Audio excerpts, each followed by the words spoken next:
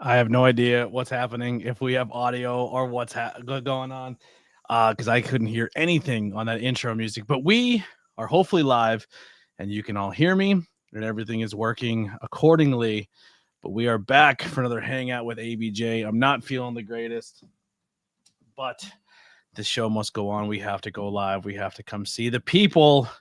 And here we are for AEW Dynamite. Tonight will be Blood and Guts. And we're going to be doing the vertical stream over on YouTube as well as the horizontal.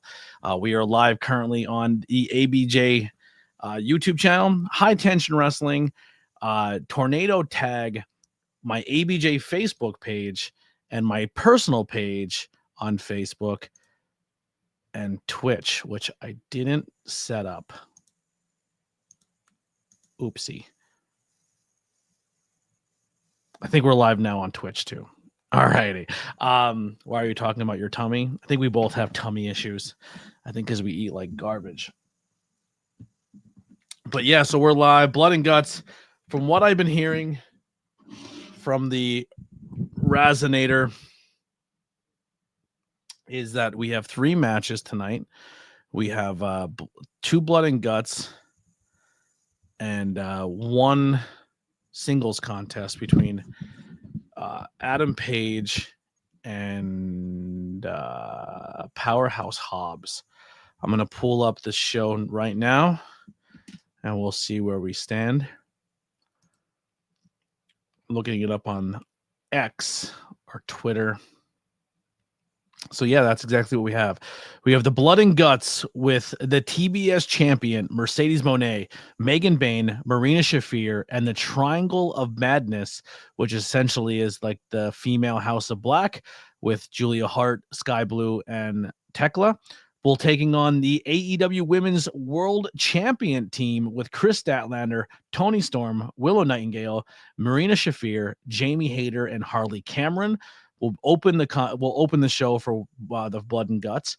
Then we have a Falls Count Anywhere where the AEW World Champion Hangman Adam Page will take on the AEW World Trios Champion Powerhouse Hobbs. And then we have the Death Riders of Jon Moxley, Claudio Castagnoli, Wheeler Yuta, Daniel Garcia, and Pac taking on Darby Allin, Mark Briscoe, Roderick Strong, Kyle O'Reilly, and Orange Cassidy. They are in Greensboro, North Carolina. We'll be starting at 8 o'clock here Eastern Standard Time. You can watch it on TBS or you can live stream it on Max, HBO Max. So tune in, come hang out. We'll have some fun. If you are hanging out in the chat already, there's 40 people watching. What the fuck is going on? This vertical stream, I think the vertical stream's where it's at. I think people like the vertical streams. So welcome. If you're watching, let the chats go. What match are you most excited for here tonight? And what is your predictions for tonight's show? As my microphone keeps giving a little fuzziness, which I don't like. I think we fixed it. The vertical's where it's at. I mean, half the people just left, but we just had 52 people eyeballs on the camera right now. So that's pretty cool. So the vertical stream, I think, is definitely where it's at. I think people do like that. And I think YouTube is definitely pushing it.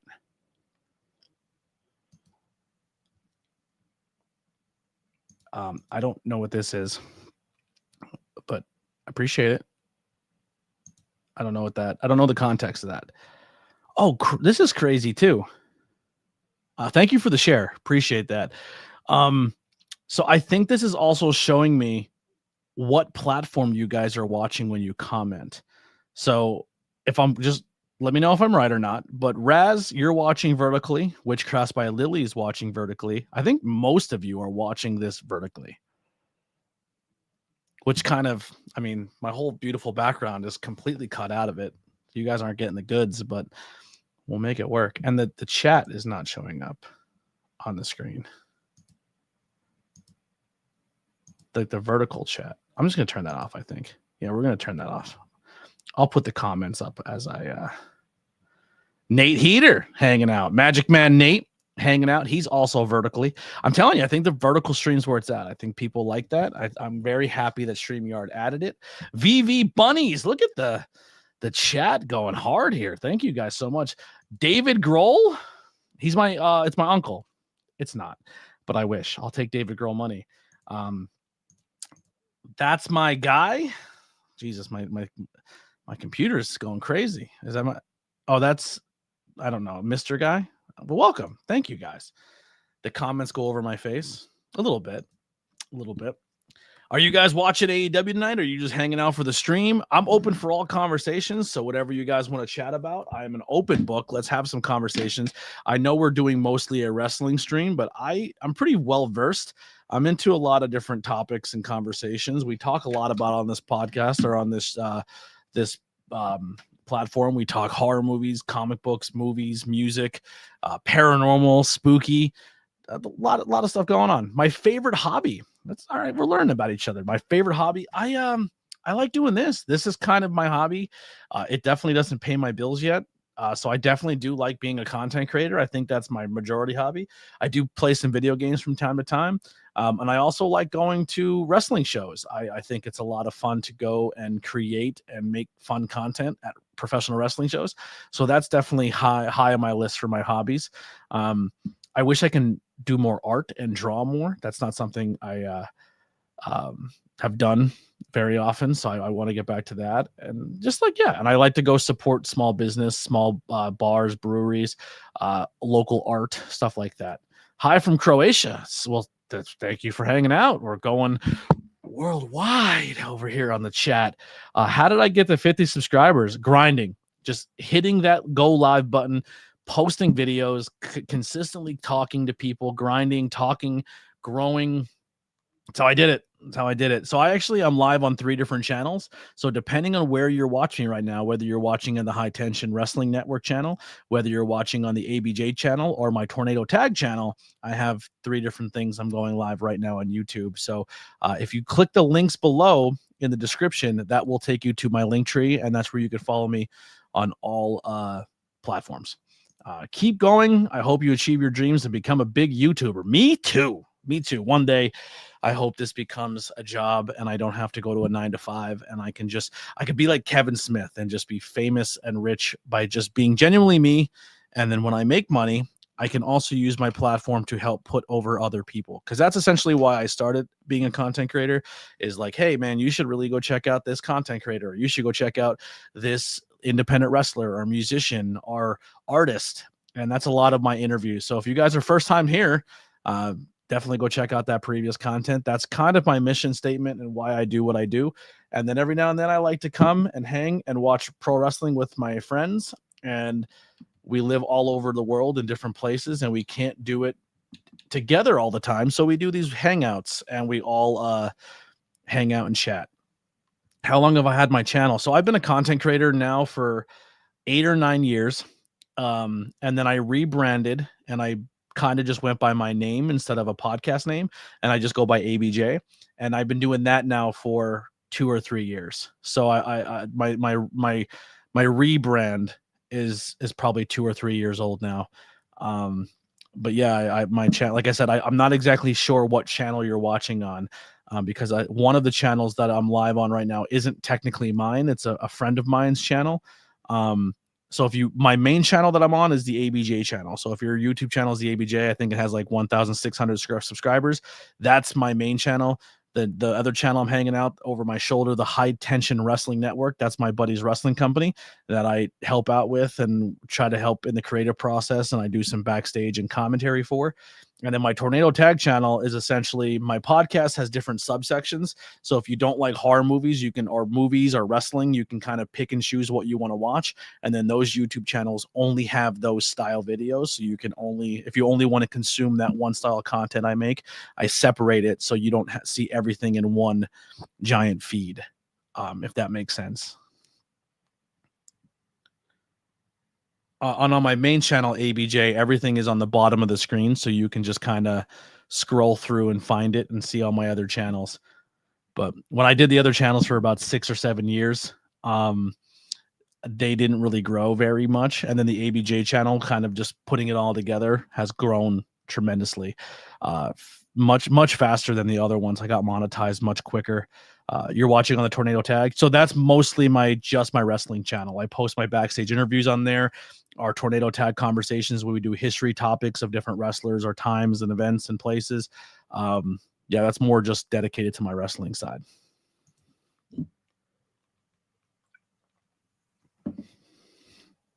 But I appreciate you having you guys. This is great.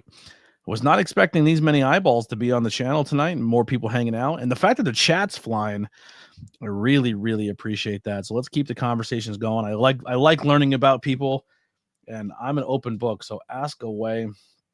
Some of my regulars are here, so huge thank you to Raz, my buddy Steven Chambers, my buddy Nate, and my beautiful, beautiful girlfriend, Witchcraft by Lily, hanging out here all in the chats. I think that pretty much got the OGs out too. So I try to go live Mondays and Wednesdays and sometimes Fridays if I don't go out and live life, watching wrestling. So Monday Night Raw, AEW, and Friday Night SmackDown. And then on Tuesdays, I used to go live for podcasts. That's kind of rarer. Maybe that'll happen more in 2026, the live stream podcast. But everything else, I kind of use my other days of the week to record, edit, and then put those videos out. But I drop a new video every Friday. So every Friday is a new podcast video that is that is not live, and it's more video-based content. This Friday will be, I should probably know this. I've recorded so many in the past couple of weeks. I don't remember which ones are airing when. This Friday, I feel like it's,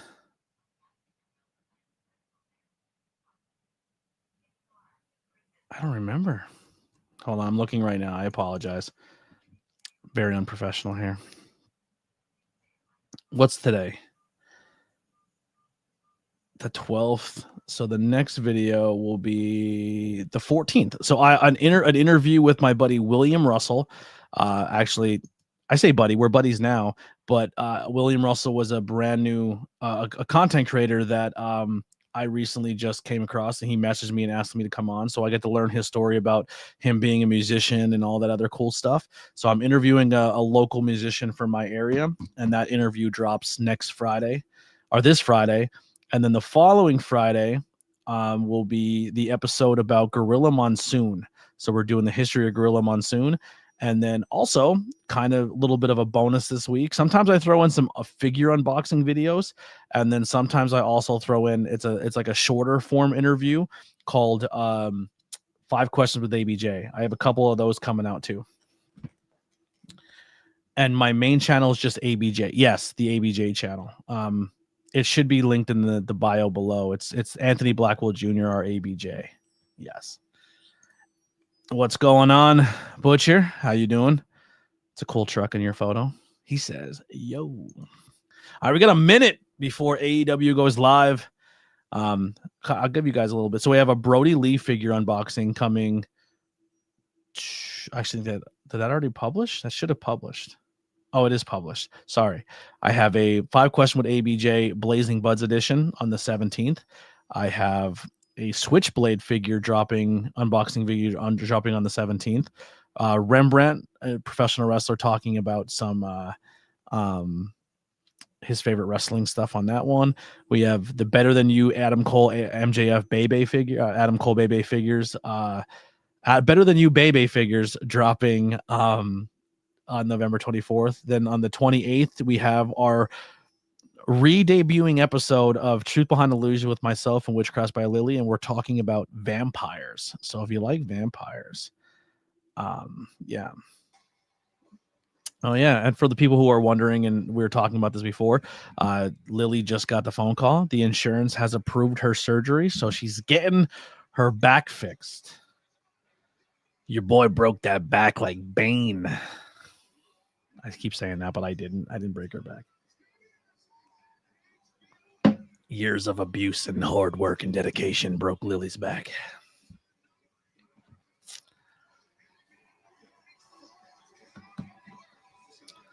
All right, blood and guts. Send those super chats down. You got to pay my bills. Yeah, she's going to be out of work for a while. So if you guys want, go and support her channel, Witchcraft by Lily. or you can send her messages, and while she's laid up in bed, she can crochet and make you stuff, and then I can have it. I can mail it to you.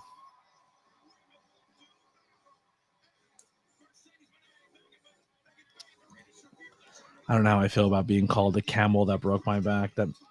Is that a fat joke? Are you trying to say I'm fat, Lily? It's fucked up. All right, here we go. Women's blood and guts.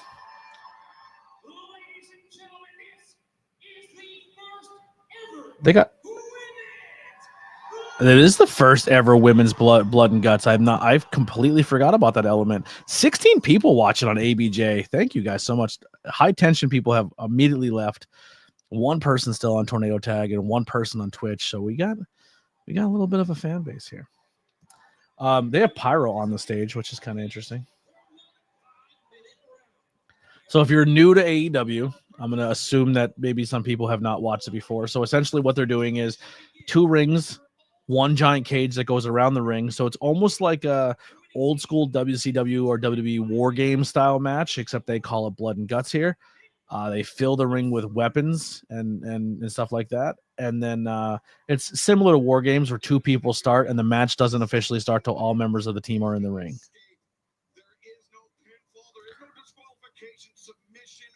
They're pretty fun matches to watch.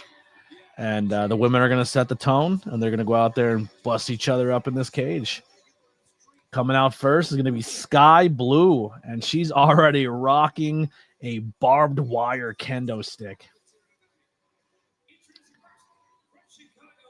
Her top is cool. She's got I don't know the fucking where it goes around your stomach and ties in the back. She has one of those and like a cool little. I don't know. I think Lily would like this gear. I'm not sure if she's watching it in the other room, but Sky Blue has some pretty sick gear right now. It's very independent wrestling female gear where it looks like I'm not saying this to be negative, but gear is expensive and it's hard for women to have certain aspects of their gear. So a lot of it just looks like stuff you get at adult stores. It's like fishnets, hot pants, and stuff like that. But it looks cool. I like it. But then you have someone like Willow who makes all her own gear. So she's rocking some cool, it looks like in living color pants and just a basic white tank top that says smile anyway. Big Willow fans over here. I got to work with her on the independent scene a few times. She's super, super dope. Actually, her pants look like Sally from Nightmare Before Christmas. It has like that patchwork look.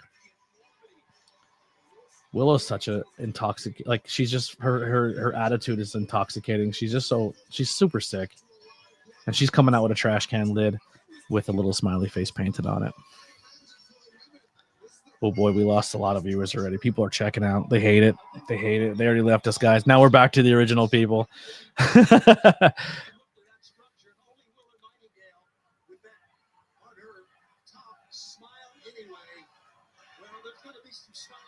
Oh, earrings are coming off. They're chucking them out. Willow's putting her hair up. She's ready to fight. I like Willow's hair tonight. She has her hair up, but then she has 2 braids in the back. Oh, they're going super soft with it. Oh, Willow, that's barbed wire. You're getting hit with. You got to sell a little bit. There she goes.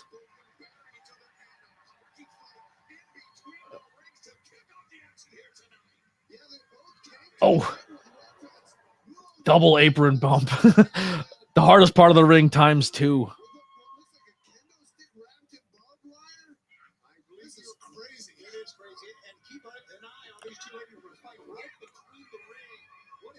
Willow and Sky Blue beating the dog shit out of each other. Willow right now with the upper hand.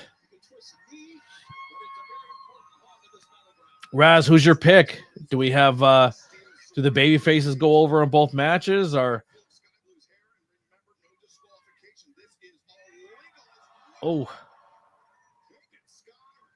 whipping around by her hair?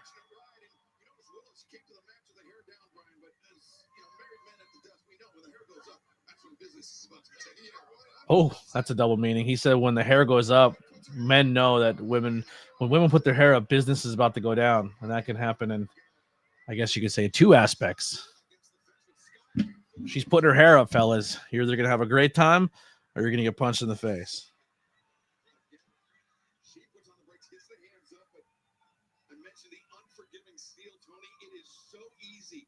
To occur, not just on the head, the face, but on the hands, the body as well. Yeah, this deal is it's not not forgetting. You can throw someone into the cage. You notice we do have it. Lily, are you watching from the room or are you just hanging out? Ooh, big kick to the head. Go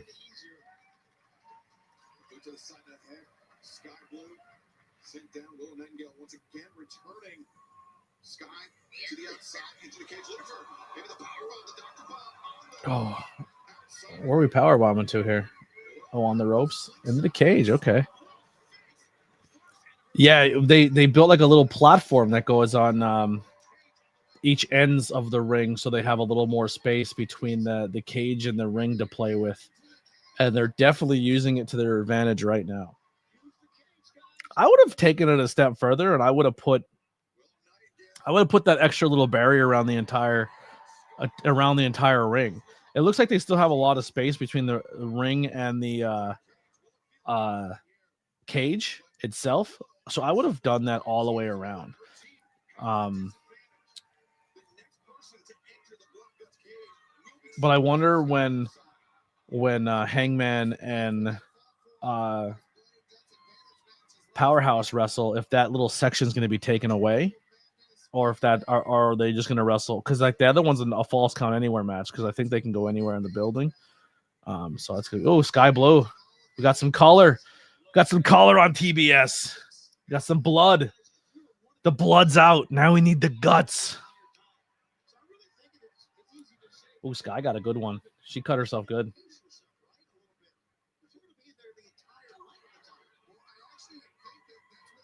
That's why Willow's wearing a white t-shirt. Willow's short arm clothesline is awesome. What do you think of Willow's pants? Do they give you Nightmare Before Christmas vibes, or like In Living Color vibes, like that old school 80s, 90s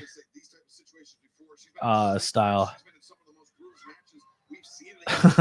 That's a great comment.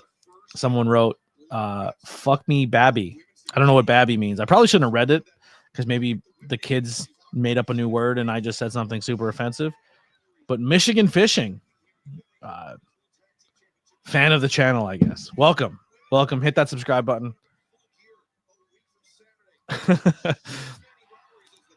I need to learn my lingo before I read my chats aloud. 3 seconds, and I think the heel team will get their next person, so Willow will have a disadvantage for quite some time. And is that Julia Hart now coming? Julia's got some face paint tonight. All right. Well, listen, we're not here, Michigan, to yuck your yum. Whatever you like is what you like. Everyone does it a little differently and enjoys different things. So if that's what you like, I love that for you. If you're here to try to troll and say offensive things, I'm really not the stream. You're not going to really offend me. So if you would like to get to know each other and chat, I'm for that too. But if you're here for the shock factor, I probably won't give you the reaction you're looking for.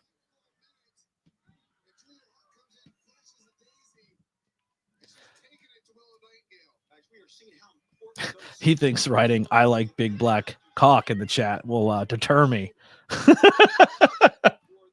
He picked the wrong stream, ladies and gentlemen.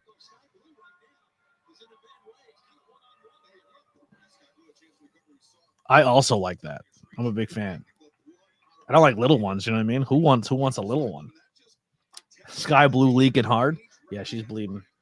She got a good. Oh, they hit something in one of the turnbuckles. They just got to remember where they put it. Oh, she did cut herself hard. I think she re-upped it. I think when she had an opportunity to break away, I think she rebladed. Because she wasn't bleeding that hard at first. I think she popped it more, or she slipped more. I think she definitely wants to bleed.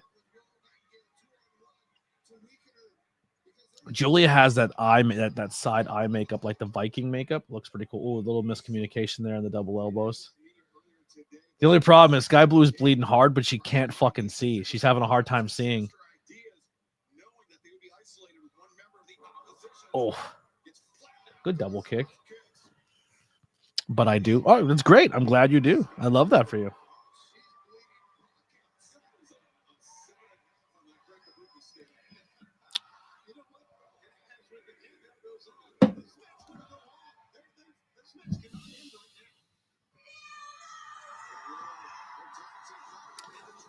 Harley Cameron coming down. I think the first initial time frame before they added somebody was definitely a lot longer than the Harley Cameron joining this time around.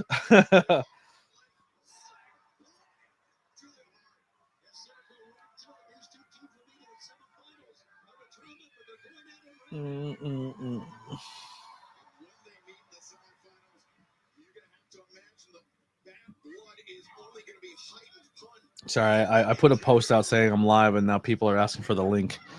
Jake, the tribal chief, hanging out.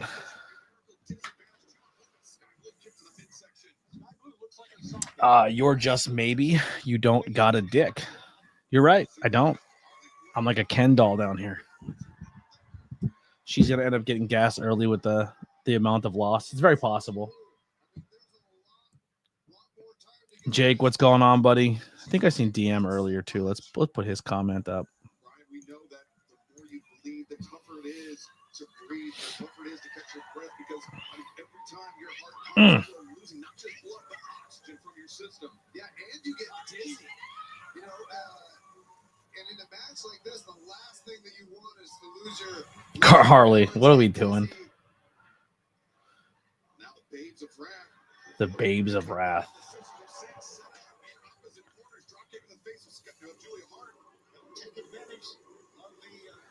Did you see the video of Willow? I don't know if she was in London or something. They were doing the "Oh baby Willow, will you be my girl?" And Willow was like eating it up.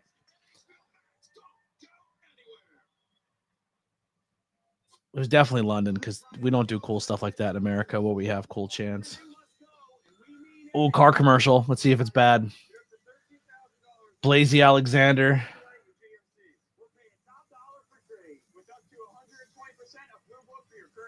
With easy financing and rates as low as 0%, there's never been a better time to upgrade. Plus, you'll always get the lowest price, guaranteed. Because when you buy from Blaze, you're always gonna save. It wasn't that terrible. It had the awkward, we're gonna extra hold a handshake for a shot with a customer shot, but that one wasn't that bad.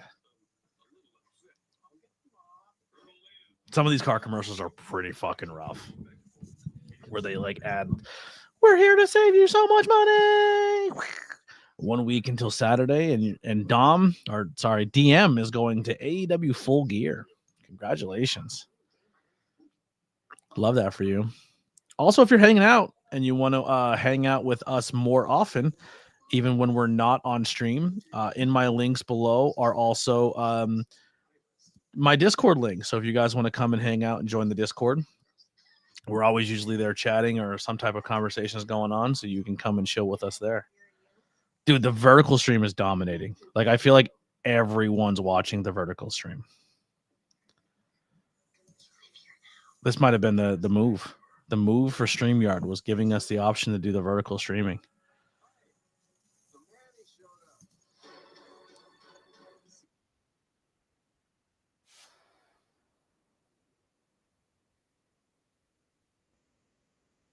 Arm men tubes. Wait, tube arm men. I don't know. Yeah, there was none of that. Yeah, nobody's watching the regular stream. It's all vertical. Everyone's doing the vertical. I don't hate it. I don't hate it. I just gotta keep myself more in shot on the vertical one because I keep walking off the screen a little bit. Sorry, I can't wait to get the new microphones and the new audio setup. But I'm learning now that when I order the new microphone cables for the new audio setup when we do the podcast, that I need to order another set of cables for I don't think you guys can hear it, but there's a static. And it's very, very, very faint, but I hear it and it's driving me crazy.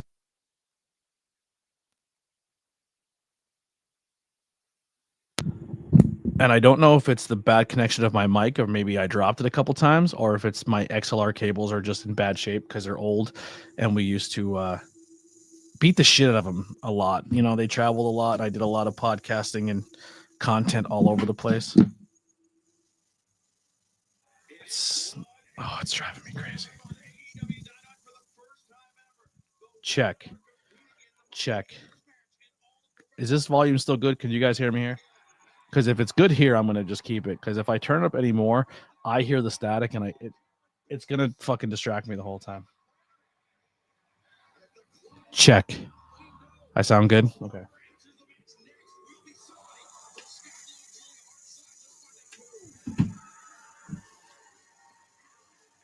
All right, so the entire trios team is here. Sky Blue,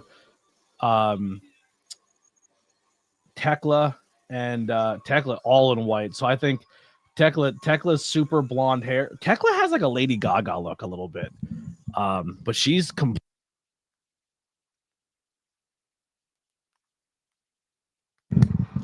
she's in complete white, and her bleach blonde hair. I think she's gonna be blading pretty soon. I'm gonna go nuts. It's pissing me off really bad.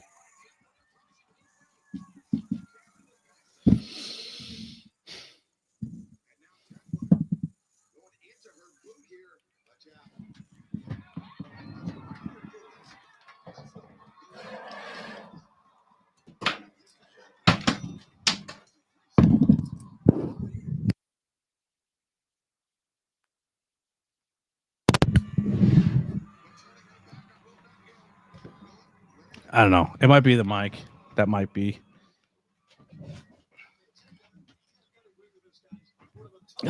Sorry, I'm frustrated. I'm getting frustrated. Maybe it's the mic. I feel like this mic was doing it last time too. Give it time. It'll start fucking staticking and it'll drive you crazy.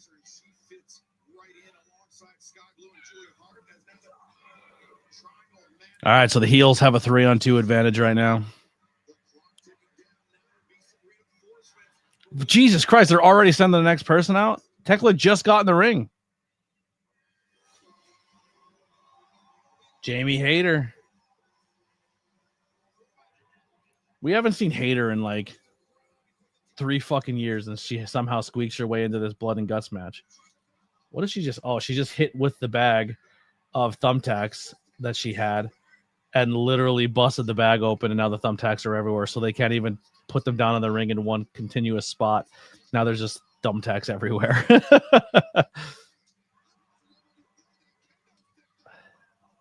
Ooh. The kendo stick got stuck in Sky's gear.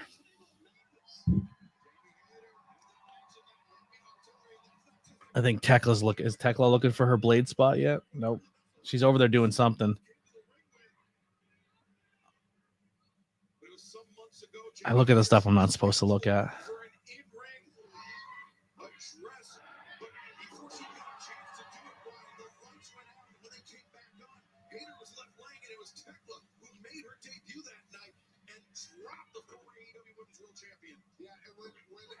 Okay, so they're trying to build up like a Tekla and Hayter feud, which I don't mind. That's going to be a fun matchup.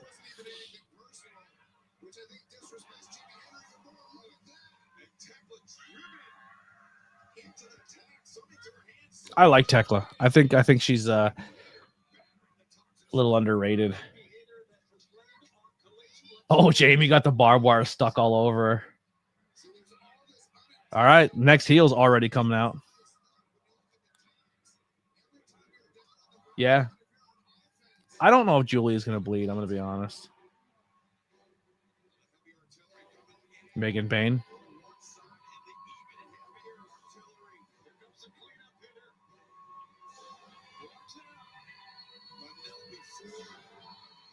Megan Bain is a beast.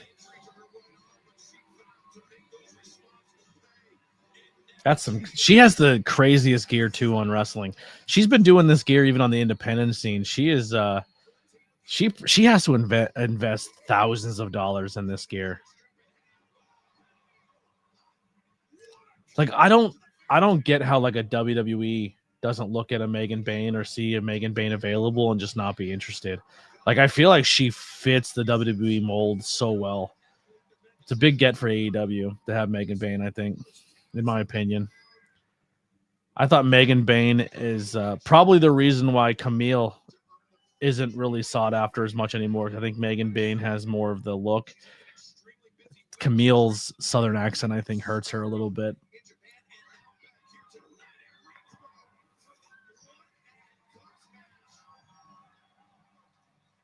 Like, could you imagine Megan Bayne versus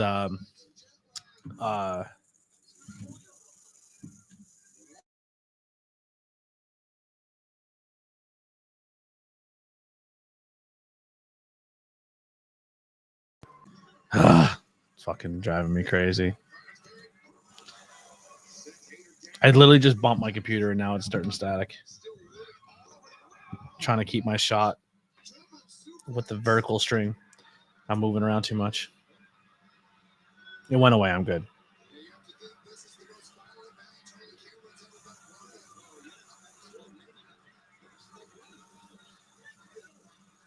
Does Harley Cameron bleed? Let's put bets on that. Does Cameron bleed tonight? Oh.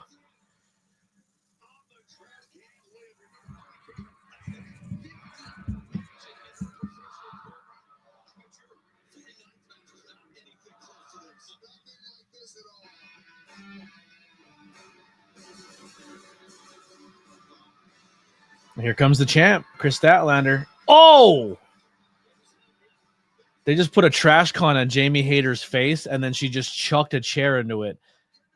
And it didn't look like Jamie Hayter had her face in front of her hands in front of her face when she took it. So that looked like it sucked.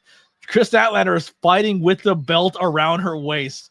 Never took the belt off. Still fighting with it on. What if she keeps on the whole fight? That'd be crazy. It hasn't even unbuckled one strap either. Tekla gets chucked in. Are they doing a belt spot? Oh, Megan Bayne just got dropped high shoulder on that chair. When there's a lot of toys in the ring, people forget to move stuff around. Oh, now the belt's off. Oh, man. Bayne dropped hard on that fucking chair. Yikes. Someone's down there chasing. Oh, that's Queen. Queen Aminata just pushed Penelope Ford out.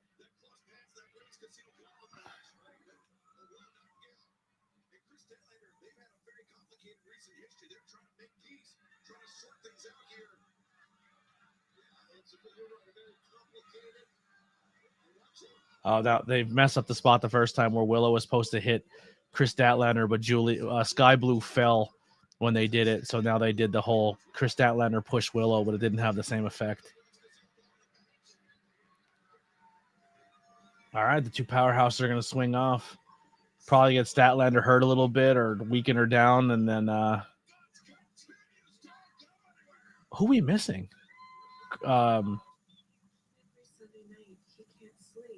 The women have Mercedes is the last person. Who's the last person for the other side?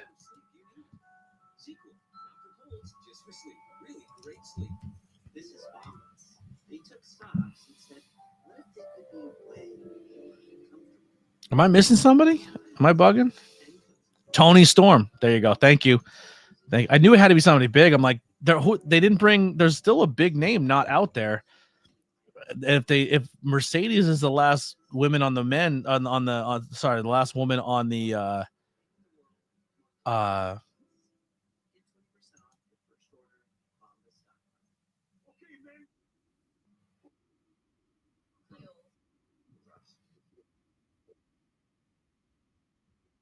they needed a heavier hitter on the other side, but no, it's Tony Storm. Tony Storm coming out before Statlander is kind of I get why they did it, but it doesn't make Statlander look anymore. It doesn't make Stat look very important.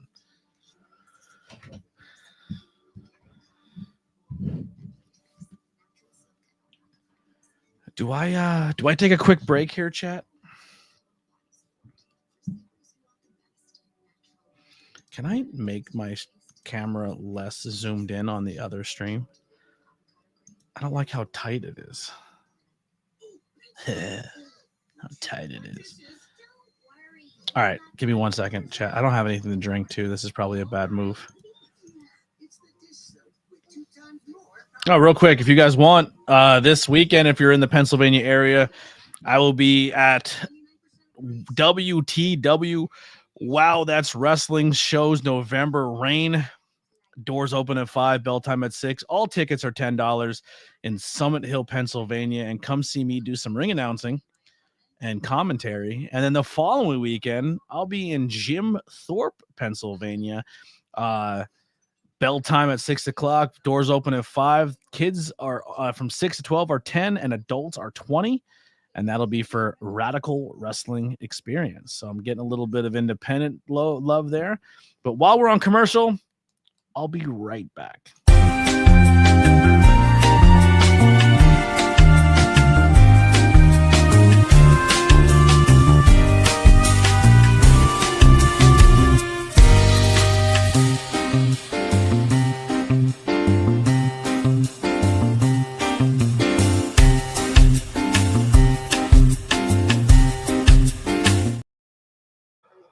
When is the music playing when I play those? I can't hear.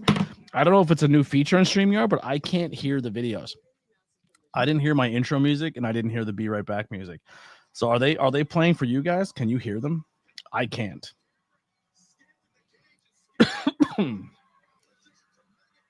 Oh, Harley Cameron climbing up. Is she gonna do some crazy shit? What's happening?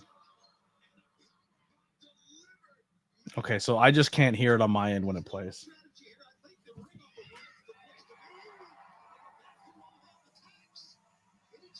Is it? Hold on. I'm not gonna play it long, but I want to see if maybe I just.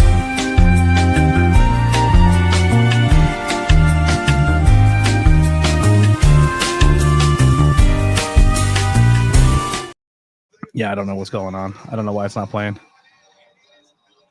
Yeah, I have yet to remake a DM. I'm giving him the rub, you know what I mean? Giving him a little bit of extra. Mercedes got the Cody Rhodes jacket.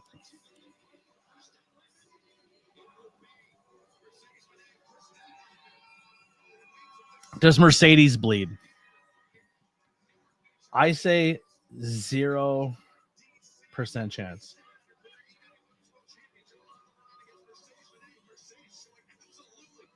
She's going in with the belt too.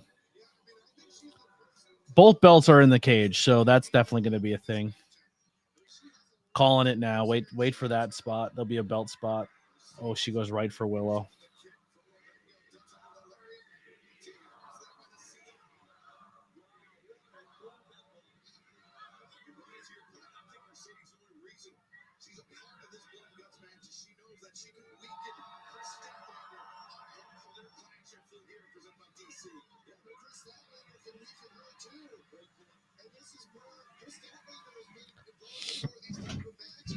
Well, maybe this is your belt spot. She's going to slam her down on the belt.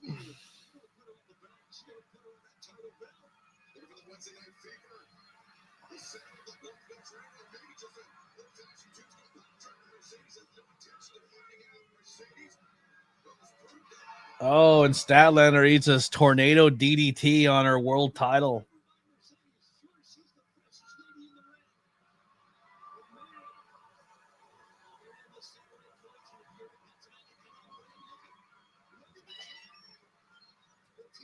They don't exist anymore?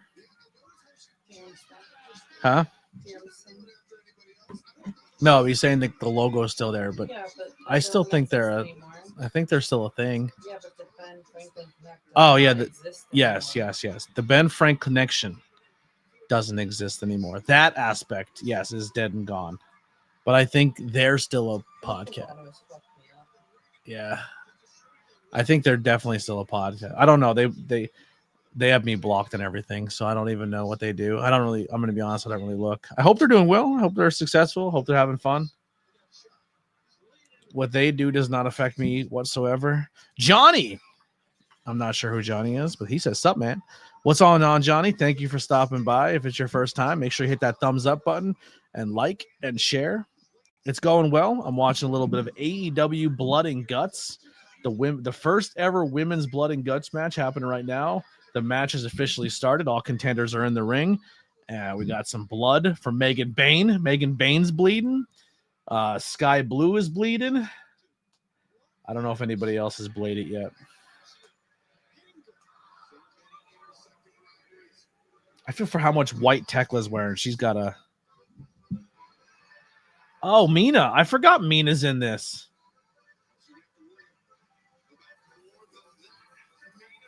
Oh, look at Mina. I'm a Mina fan. Mina man. I've been a fan of wrestling for as long as I can actually physically remember. I'm a pretty big wrestling fan. Most of this content, so if this is your first time stumbling across the channel, Johnny, welcome.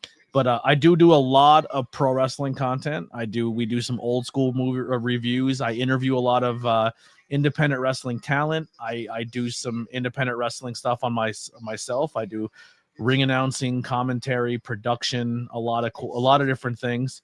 So if subscribe and welcome. I'm not sure exactly what channel you subscribe to, if you're on the ABJ channel or my Tornado Tag page or High Tension, but I do have a lot of different pages that I'm live on and I work with. So welcome. The links are below for all of my stuff. You can follow me on all social media. I have merchandise, and then we also do have a Chris Statlander also looks like she's bleeding there. Sorry. I do also have a membership channel where if you can see content before everybody else. So I do tend to usually put 5 or 6 episodes on there of content that you'll see before everybody else does when it drops. But we do like paranormal, spooky, true crime. We do movies, music, pop culture reviews and conversations. We do horror movie. We review medical marijuana, beer, pro wrestling, Marina Shafir. I forgot about that one too. There's a little bit of everything. It's a variety show here. It's like a crazy episode of the Muppets. Do I do WWE interviews? Not yet. I am not I don't have enough subscribers, clout, or fan base to get there. But if people like you keep finding this and subscribing and coming back and hanging out and sharing and showing the love, I'm going to sound maybe a little cocky or brash or arrogant right now, but I'm definitely think I'm good enough to interview people at the higher level. I think my interview skills are on this par of anyone else that's out there doing this. I just need to be gifted the opportunity. Wait, Marina Shafir just took Statlander out of the cage. I like how Bryce is wearing a fucking chain with a lock around his neck, like fucking Rampage. Bryce Rampage Jackson. Oh shit! Statlander's not taking this bump. They busted out the bed of nails again. Last time we seen this, didn't someone get stuck on it? Marina not taking that bump. Stat looks like she's eating it. Oh, Stat's on the bed of nails. Step on her. Wait, why is Marie taking her shoes off? Ew, she threw her dirty socks on her. Yo, there's thumbtacks all in the ring, Marina. You should have left your boots on, hun. That's going to suck. What do I think of Roman Reigns? I think he's very talented. I think Roman's very good. Nice arm drag takedown. She immediately went for Jamie Hayter and went for the shoot. Another arm drag takedown. Another hip toss.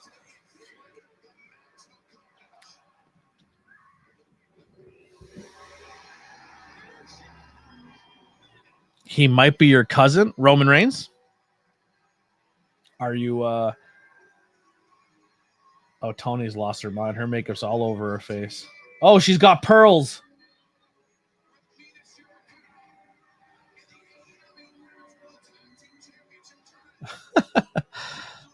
Where are you from, Johnny? Are you like Northeast Pennsylvania?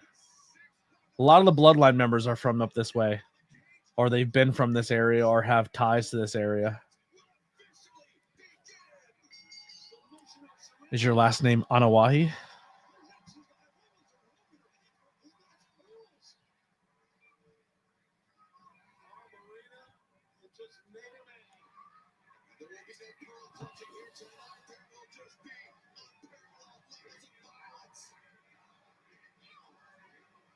I like how they're booking Marina Shafir. Why is she clutching her pearls? Hawaii. You're from Hawaii. Got you. I've worked with some Bloodline members in the past. Nice. That's awesome. I've worked with Samu. I've worked with Lance. I've worked with Solo. I've worked with actually at a physical 9-to-5 job. I worked with Samu's sister. It wasn't even like in a wrestling aspect. It was literally loading trucks. I was working next to a member of the Bloodline before the Bloodline was a popular thing. Who else? I worked with a few people. There's other members of the Alpha Junior. I worked with Alpha Junior. There's members of the Bloodline who aren't even like famous yet, so there's so many more out there. But I definitely respect. Oh, Tony's doing the broken glass bit, smashing up the bottle in the bucket, and then putting it all over her fist.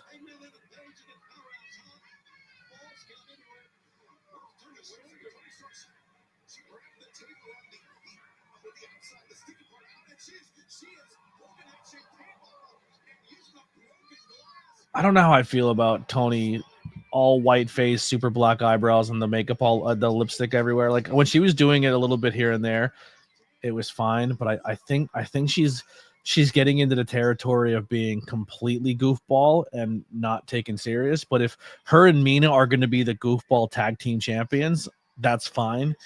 But maybe she's finding a way to go a little more heavier comedy because she's not the world champion and she's not trying to be taken as serious. It's the only thing I get. The only justification I can do to it, where sometimes as if you're the champion of a company for a long time, you have to kind of turn down your character or change it a hair so it's not as powerful and dominant as it once was. So maybe she's going for that, but it is a different take, I guess, on the tone. Why did I move it? These cables are bad. That's exactly what it is. But I think the connection on my other one's a little more sensitive. But thank you for the subscription. If you're still in the chat, let's keep it going. Let's talk. Let's have some fun conversations. I'm down to talk about anything. So whatever you're into, I like to learn about the people in my stream. So let's chat and have a good time here tonight on this Wednesday evening. I already gave away a lot of memberships yesterday, so I do apologize. I have no more memberships to give away this month. But we'll give away 2 more December-ish. Probably the Wednesday night Dynamite before my birthday, I'll give away 5. And then I'll give another 5 away before Christmas. When do I plan on doing Terrifier 3? So Terrifier 3 would fall more under a Christmas movie. So I have to find a day to get with Courtney and record that. And then that'll probably get recorded hopefully by this month. And then I can post it for December. A December episode. I have a few horror movies that I definitely want to watch. I probably want to make plans to watch a movie. Tomorrow night, I do have another interview. I'm going to be interviewing somebody else for an episode that'll probably drop in January. Another interview. And then Friday night, we have SmackDown. So I might do a SmackDown live stream. But I have to try to watch a movie Friday night to review and talk about, and then try to do it again on Sunday. Terminator 3. Holy shit, DM really going back. I do have to continue with the Terminator franchise and Terminator 3. I talked to Sonny Defarge, and he said he's still on board. We just got to set up a date. But Terminator, we will be finishing the Terminator franchise with Sonny Defarge very, very soon. I'll probably say that won't be more 2026. We'll work on that one for you, DM. What happened with that one is I was using Fandango live stream movie thing, and the person who allows me to see their movies had every Terminator except Part 3, and I didn't know it. So I started watching the movies. We got to Part 3, and I couldn't find it. And Terminator 3 was like, either do I go buy one DVD of a Terminator movie or what it may be, and so I end up finding a box set with all the Terminators, and then they end up putting Terminator 3 on their Fandango. So now I have access to it, and I can get back to it again. Do I watch NFL, MLB, or NBA? I did watch a little bit of the NFL season this year. I kind of took a break from wrestling, and I was watching NFL. But my team are fucking assholes, and they suck, and everyone's injured. But then they also, I'm not trying to pick or choose sides, but I'm pretty open and honest. I don't like Donald Trump, and my team seems to be bending a knee for him, and I don't really like or respect my team right now. So I may have to abandon ship on my team, and the NFL kind of is annoying me because of that, because, oh, that table didn't break. Sky Blue just literally said fuck because the table didn't break. And then she elbow dropped her, and it didn't break again. The table's not breaking because you have it set up. Pull the table out. There's nowhere for it to break. You have it wedged. Oh, that hurt bad. Sky Blue got fucked up there. The leg is under the fucking... The legs aren't fully there, so the table has nowhere to give. So that fucking hurt. Sky Blue's fucked. The powerbomb itself hurt, and then the elbow drop didn't break. But the table didn't break because there's no full support on it. The leg bent because it was only 3 legs are in the ring, and the one's wedged between. And then the actual table's still set up in the corner a little bit. So that hurt. That hurt bad. My team is the Washington Commanders. I'm a Washington fan. But maybe if there's ever a night where wrestling's not on, or I'm bored on a Tuesday or a Thursday and I got nothing going on, I want to throw a random stream out. I'm not opposed to watching a sporting event, or if I don't have a show on a Saturday or a Friday or a Sunday, maybe I can throw in a stream here and there of watching certain things.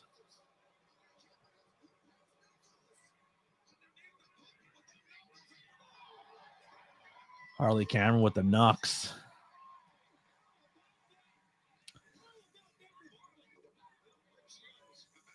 At least Harley can bump. She's not a fantastic wrestler yet, but she can sell and bump, and that's essentially all she has to do for the most part, because she's not a 5-star wrestler. Am I a fan of the LA Dodgers? So all of my teams, for the most part, are all Washington-based teams. So I like Commanders, Nationals. Julia Hart climbing out of the cage, and so is Tekla. They're so tiny, they were able to fit through the fucking center barricade of the... That's a cool spot. That's a very creative thing to do, because they're so little, they were able to squeeze out of there. But now there has to be a game plan, because how do you get back in?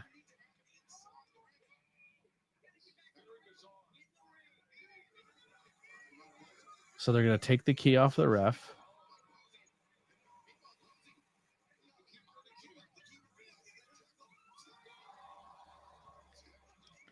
But are they going to bring more? So what's the purpose of going out? Do they have a bigger, badder, scarier weapon? Are they bringing more people in? What's the whole purpose of unlocking the door? There has to be a payoff to this. I would think that the table that has all the belts on it is going to be a spot, but I don't think it's going to be off the roof of the cage. I definitely seeing it being, ow, that fucking hurt. Jamie Hayter took a really rough bump there. There was not a lot of space for her to fucking fall. Harley took it the right way. Jamie Hayter took it like a psycho. So I think someone's going to... Oh, Statlander took it pretty rough there too. That sucked. I think someone's going to climb the side of the cage and then get power bombed off the side of the cage onto the table. But the whole purpose of Blood and Guts is to wrestle within the cage, and now they're all outside fighting in it. So I don't know. Sorry, if you're going to have a gimmick style match, you have to stay within the through line of the gimmick. And this might... If this is just to go through a table, I don't like it. We'll see. We'll see. Let it play out. We'll see how it goes. But yeah, going back to my sports team. Sorry, Johnny. ADHD sometimes takes over, and watching something live, I'm trying to just talk about what's on. So all my teams are pretty much, for the most part, Washington-based teams, but I am from Pennsylvania. So I am from the Pennsylvania area, but I've learned to like and respect more the PA teams. So I do watch some Philly games. Like if I go to a local bar, for the most part, I'm going to be watching Pennsylvania-based teams. So yeah, so I kind of watch a lot of the PA based stuff, and but most of my teams are Washington. But I also like the Anaheim Ducks, and I like Notre Dame. I'm a Notre Dame fan as well. So that's exactly why they went out here. They went out of the ring so they can go through Mercedes' belt table.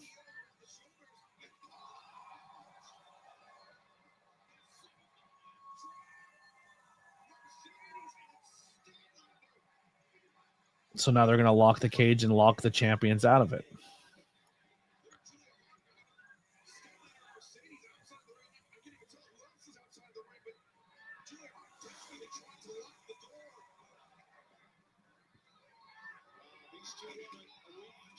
So whatever's about to happen in the ring is definitely going to be a situation where they're going to protect the two champions from whatever wild, goofy, crazy spot is going to happen in the ring right now. So they're going to be dead outside. The cage door is locked, and then some crazy bullshit's about to happen in the ring. Because now the odds are evened again inside the cage. Tony Storm stabbing people with a shoe.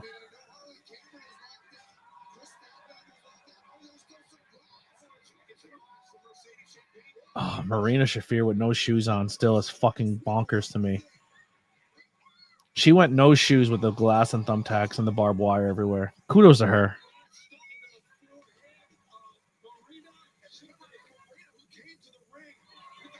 Barbed wire. Oh, a mirror. More glass.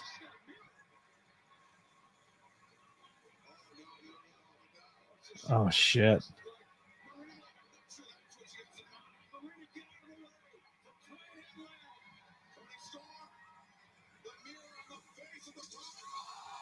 Oh, I think that's a better spot than her hitting it into her.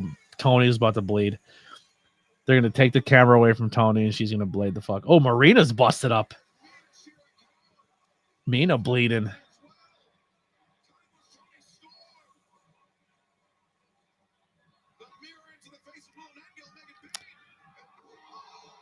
When did you find out about that, or when was that told to you? I probably shouldn't have asked that question. I should just let it go.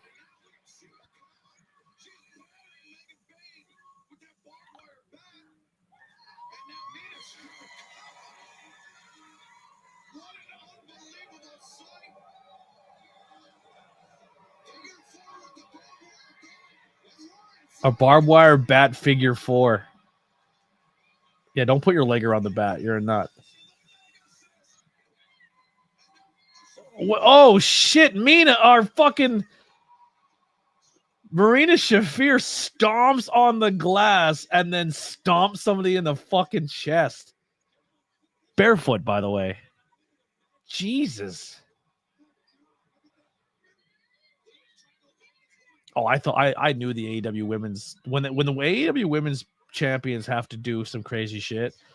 The belt hit Mina in the back of the head. She was supposed to whip her across, but the plate fucking cracked her in the back of the head. Yeah, so this is why they took the champions out of the ring, because they're telling a storyline between Tony and Mina as the going for the new tag team women's championship. This is gonna be the possible surrender spot where she's gonna do it to save Mina.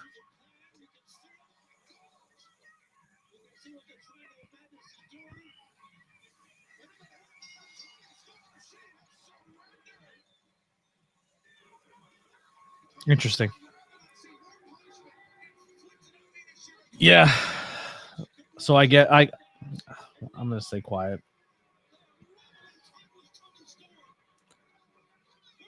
I made a message and I asked for permission for that exact thing, and then when I was told it was okay, then I reached out to you, and then it was probably told to this person that you're going to do this, and then somebody else decided no, and it all got changed. But I wasn't.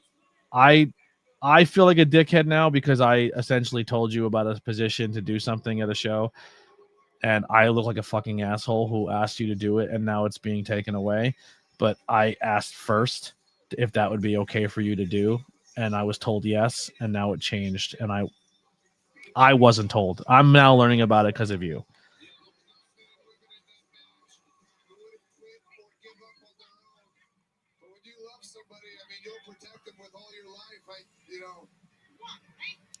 I'm gonna once again stay quiet because then I sound bitter and angry.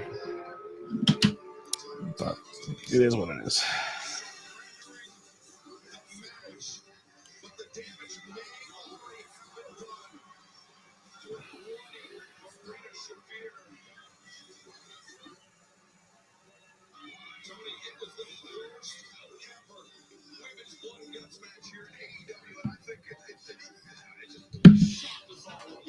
Yeah, you can send me a message. I just feel like a dickhead because now I feel like I offered you something, and now you're excited about it, and it was a situation where I asked first, and now it's being changed.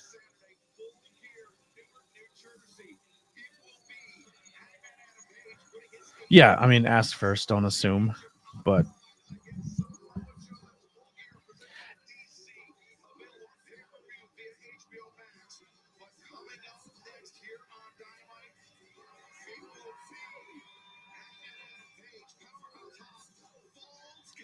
at the end of the day, the backstage promo position is not gonna be as important or revered or wanted as much as the other jobs within the company. And when you're at independent wrestling shows, um, they wonder why they can't get people to help, but people aren't going to help for free. And when they have people to help for free, they're going to put them wherever they want them and not so much where they want to be, because it's what the needs of the company are. But also, you can't expect the wants and the needs of the company when you're not actually paying the people either. So it's definitely a tough. It's fucking entertainment industry, right? It's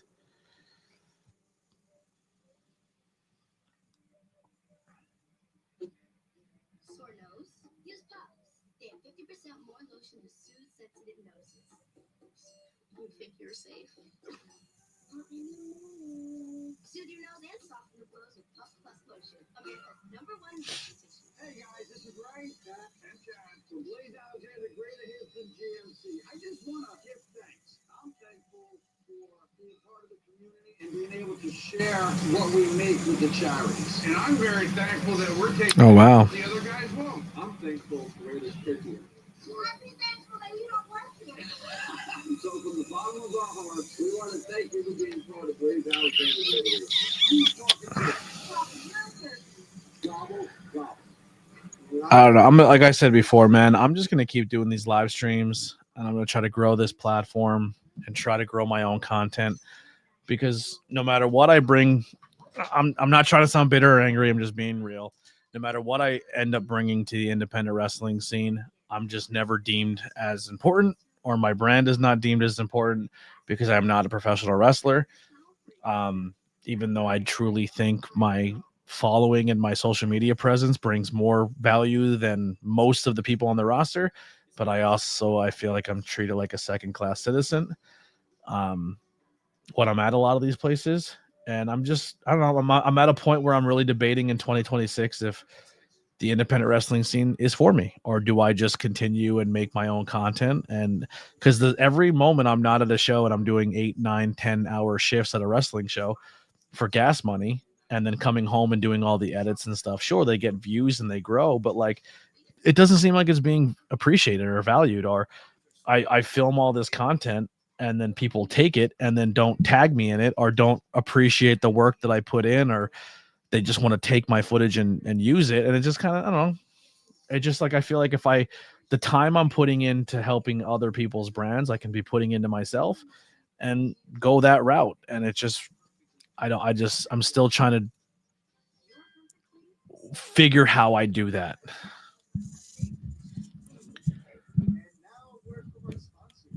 I know you appreciate me, but it's just I'm 6-7 years into this aspect of the business, and I just feel like because I'm a content creator or a podcaster that I'm just kind of this fucking jabroni, and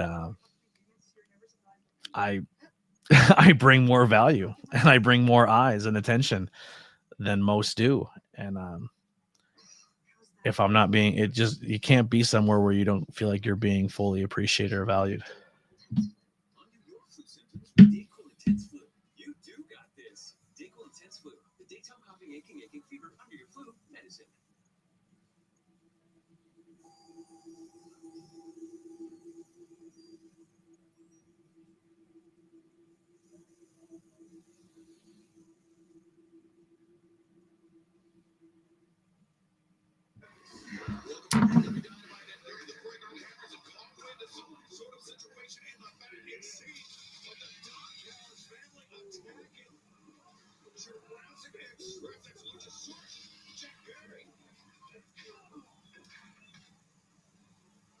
Lily, whoever you sent me, I can't see who.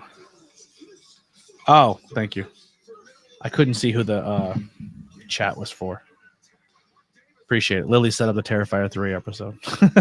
Thank you, Lily.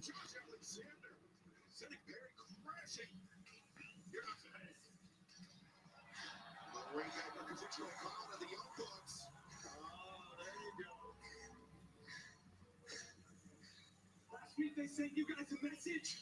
Well, this week we send one back. Don't mess with family. And here's the thing, man, Nate. If you go to the shows and you have the mentality of it's everybody before yourself, they will absolutely love it and they will appreciate it. And they'll say, oh my God, I appreciate the fact that you wave our flag higher than your own. And then the second you want to crumb, you're deemed selfish and you only care about yourself and you're an asshole and we're letting you into these shows for free so you can fucking do this. But the second you want an ounce of your own brand sprinkled in, you're a selfish piece of shit asshole. Just going to be completely honest. You just got to fucking take it. That's all there is to it. They're not going to fucking give it to you. You got to fucking take it. But if I pay for a ticket, I show up with a camera and I film whatever the fuck I want and make it about myself like every other content creator, you'll get more opportunities and you'll be treated better. Like a content creator walks in the door and everyone loses their fucking minds. But I've been there the whole time and they're like, fucking Blackwell. Like, oh, okay. It's wild, man. It's wild. You're going to be the guy backstage working your ass off. And then fucking, they're going to find a magician and they're going to give him this cool magic spot in the ring. And you're going to be like, guys, I've been here the whole time. And they'll be like, yeah, but we need you to hold a camera. All right. This is the magician. Did you know this guy? It'll eventually will happen. It's happened to me numerous times. It's funny. It's pro wrestling. It is what it is.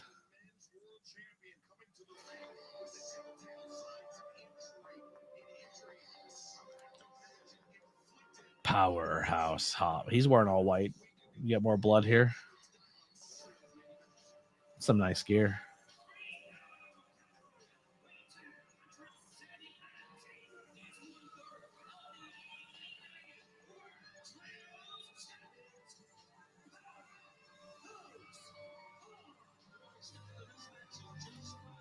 Bro, I was at a show and been there forever as a podcaster, and I couldn't even get my name said on these shits. And another podcaster showed up and they gave him a table and banners and the fucking opening segment on the show. They also paid money.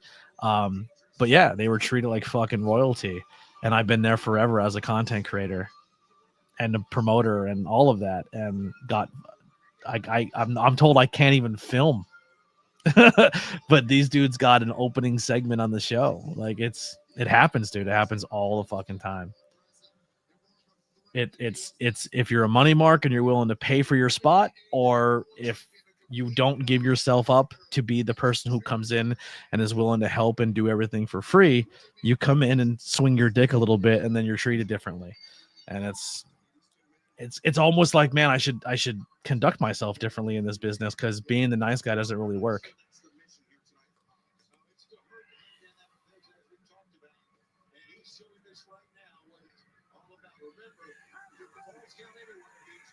Oh, I could rip off a turnbuckle pad too, but maybe not as good as you. If Hangman couldn't get that off, that would have been funny.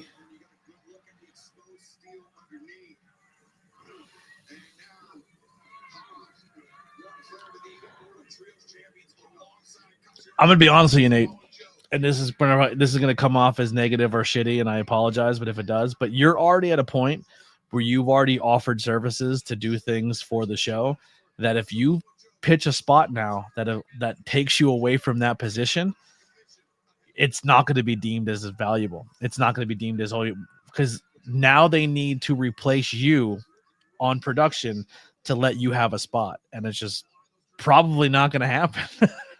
Just being honest. You're that guy now. You have entered the ABJ territory.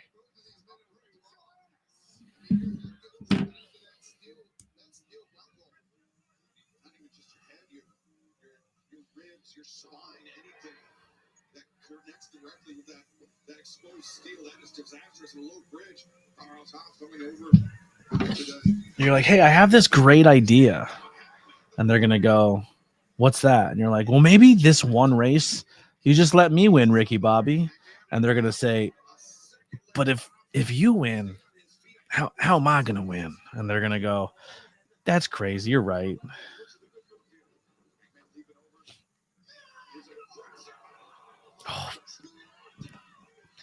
So that person, they don't want that person doing their own job anymore. So now they're putting him in that position, so they're out there less. And as soon as they can find a way to not put them in this position where they need to be a manager, they're going to be a full-time switcher. And if they don't want to be a full-time switcher, then they just leave. That's my theory. I don't know anything, but I'm just saying that's my theory.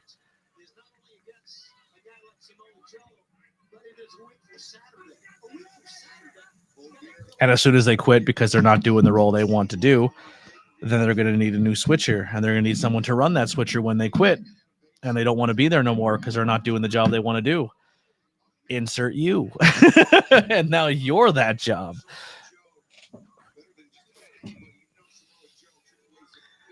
This is why I shouldn't talk. Oh, West Side Gun in attendance.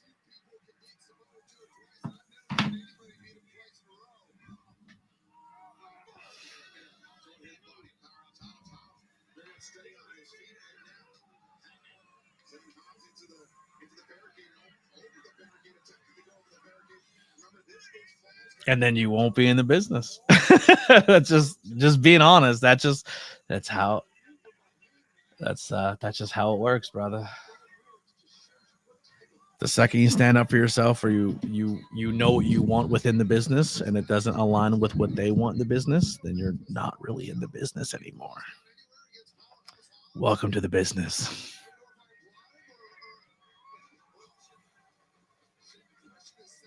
This is why I built up this before I entered that. So if I'm no longer welcome or I can't be there, I still have you all. So it works out for me. Me not showing up to wrestling shows will not affect my content side of things. My content side of things is always priority, and then the wrestling stuff is the secondary thing that I can use to make connections, meet people, or maybe grow a fan base. But realistically, I'm way more of an opportunist to get a fan base and grow this by hitting the live button and being in front of this camera, in front of this screen, in front of this computer, in front of these people, than I am being backstage at a show or ring announcing for a show where 90% of the people don't even realize that the guy doing the ring announcing is a content creator because it wasn't promoted that it was done that way. And if the promotion doesn't turn around and say, hey, this person's important, you should care about him, then no one's going to care about him, because that is the design of the wrestling business, is we're going to tell you who you think you should care about, and everybody else is just kind of fluff entertainment to get you to the next segment, and then we're really, really going to showcase the things we like. That's wrestling. But the funny thing is some of those people who are the fluffers think they're the stars and they think they're super over. But realistically, the only ones that are getting over are the ones the promoters want to get over because they're the ones that they push. Happens at every level of professional wrestling, every company. That's just the way it's designed to work. You could bring a ring announcer in and you can say, here's our ring announcer. And sometimes you'll get over because you're really, really, really talented, or you get over on social media and then the fans carry it over, which is the smart move. But if you do that, then you get in trouble sometimes because then you're more valuable or you got over before they wanted you to get over. Or you bring in, hey, this is this huge content creator, or this is someone we feel is really, really good, and they're our ring announcer, and you should love them and follow their page and go check that out and push that out, that narrative, and then people will care. But that doesn't apply to everybody. That doesn't, not everyone gets that kind of treatment. And I've been doing this 8 years, and I think I've gotten 3 posts that where people are like, you should go check out his content. He'll be working our show this weekend.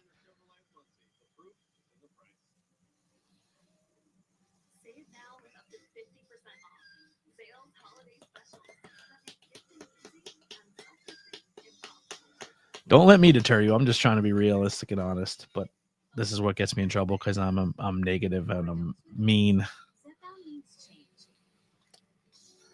Just not a fucking idiot. Brandon, what's going on? Welcome back.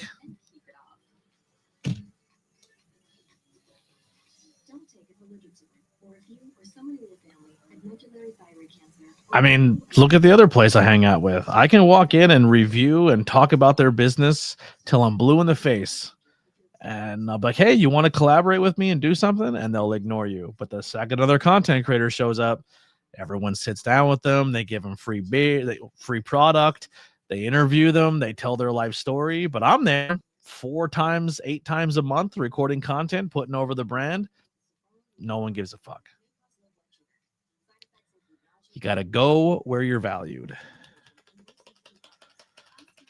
Or just don't set expectations of how you think people are going to deem you or treat you or value you.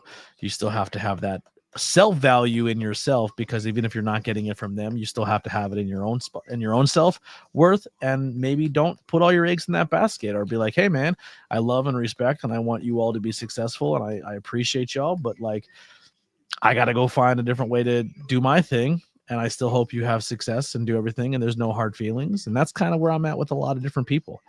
I put over a lot of people and support a lot of people and talked very good about a lot of people. And those same people know I do this, and they really haven't said a word to put over this side of me. And I put a lot into this, and I sacrificed, and I lost a lot for this. So it's just like, and you as your own art form and your own form of content, you have to find your own self-value and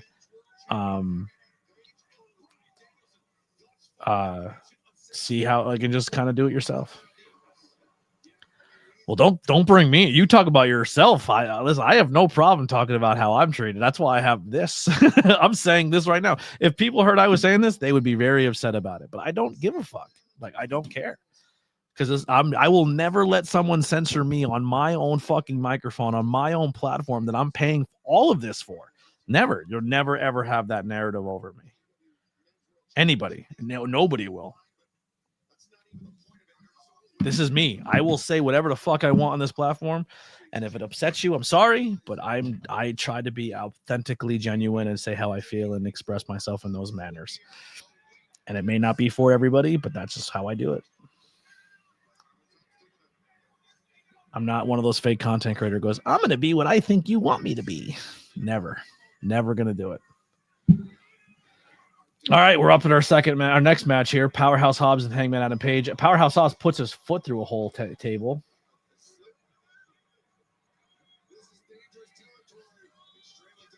I do think, I will say this. Here's where I think AEW might have fucked up. I think 3 style matches in this aspect is too much. Jesus, why would you take that fucking bump?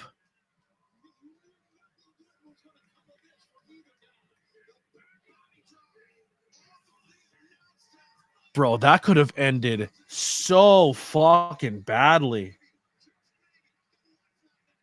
Powerhouse Hobbs' lower back is not going to feel good tomorrow morning. Holy shit, dude. So they were on the commentary table, and Powerhouse Hobbs is going to put Adam Page to the table in this direction, and the table has no other space on the other side of Powerhouse Hobbs. And Hangman Adam Page essentially fucking back body dropped Hobbs to the floor from the commentary table, and both of his feet and lower back hit, and then it jarred his back and neck. It looked fucking ugly. That, like, he's good now. His adrenaline's going, and he's going to finish this match, but he's going to be fucking hurting in the morning. That sucked. That bump did not feel good. Jesus Christ. My back hurts for him right now. Jesus. They fill that arena, though. Look at that crowd.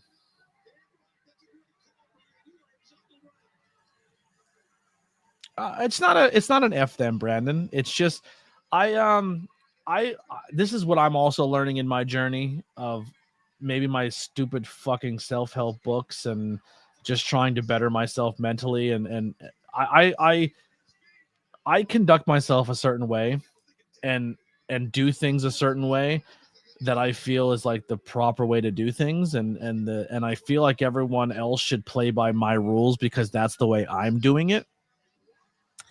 Or, hey, I think about your brand, you should think about mine. And then I get offended or upset or pissed when they don't follow the same suit I do.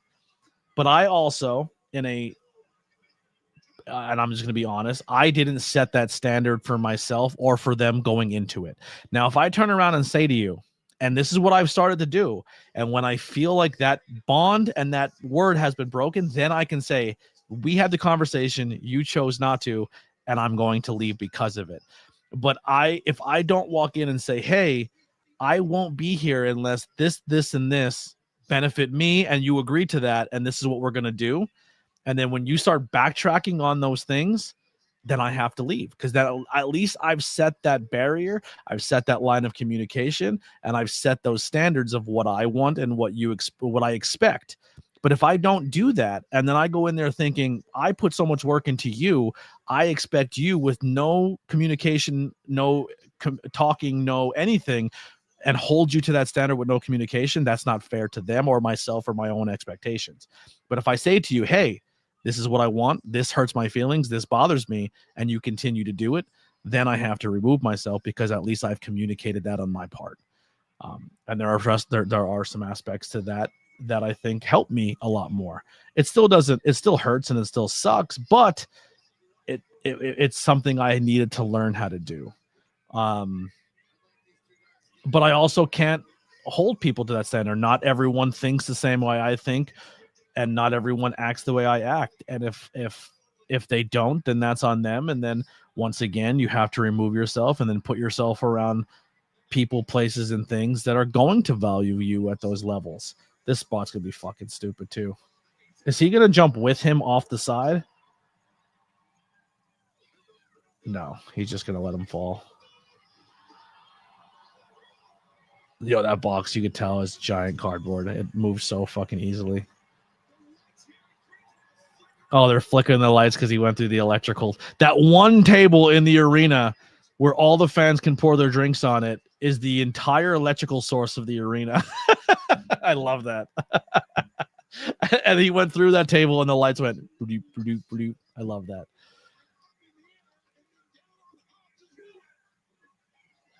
I love that logic. It's funny. I don't know.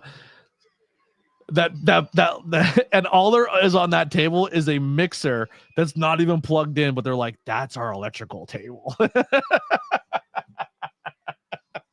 I love fucking pro wrestling.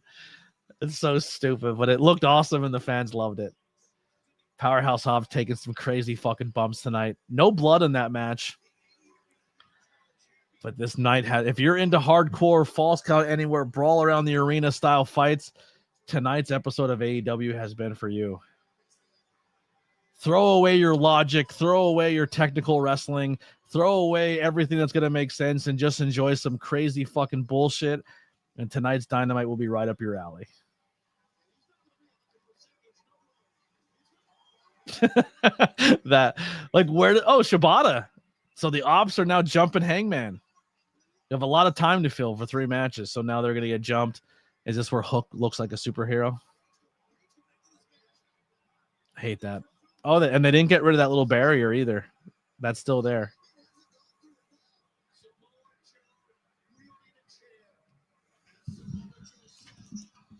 Sorry if I lost you guys with my stupid rant.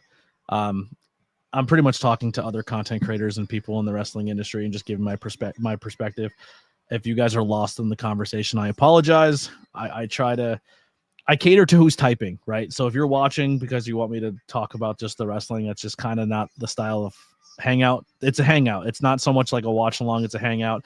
So we're all here watching the same thing and just chatting about it, or just chatting in general, and just being a place that you could watch whatever you're watching, but watch it with some friends. That's kind of what I'm trying to embody here. Where you're hanging out in a room full of people all watching and chatting about the same fun things, and having good conversations in between it. Do you ever go watch a wrestling show and you guys talk about your favorite movie and video game for 5 minutes while the match is going on? That's kind of what we do.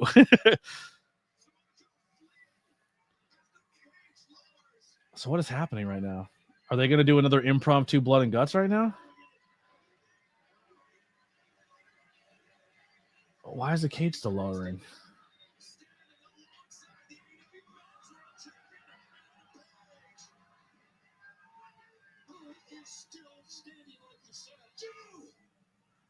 Joe, if you wanted me inside of a steel cage, all you had to do was ask, you dumbass.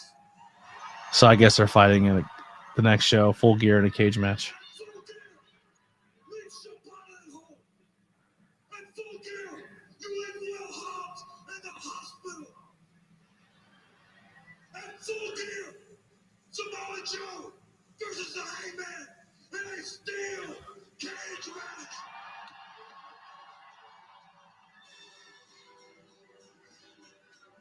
So I don't like how Joe's concerned. Joe's a gangster. Joe, you think Joe's afraid to fight somebody in a steel cage? I don't know if I like that layer of Joe right now. Joe shouldn't be scared or concerned. Joe's a fucking thug. Joe walked into a match with him and fucking Swerve Strickland and was just like, yo, like, you boys need to realize that I am the factor in this match. I'm the factor in this match. He has a great voice. I don't know. I don't like the concerned Joe vibe. What do you guys think in the chat? Am I off on that one, or is it just good character building? All right, back to commercial. Let's chat. Come on, guys. Get the chat going.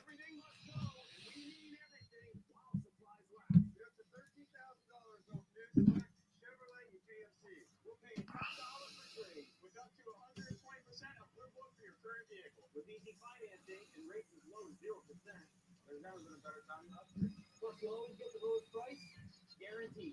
Because when you buy from Blaze, you're always gonna save. Fucking social media. I'm just waiting to get messages. Hey, can you please stop fucking saying stupid shit on the internet? I don't like these fucking promo photos they're putting out. There's so much space on the right hand. Like, if it looks like a match graphic with no person on the other side of the match graphic. It's like they deleted half the fucking graphic just to put somebody on it, and it's so much empty space.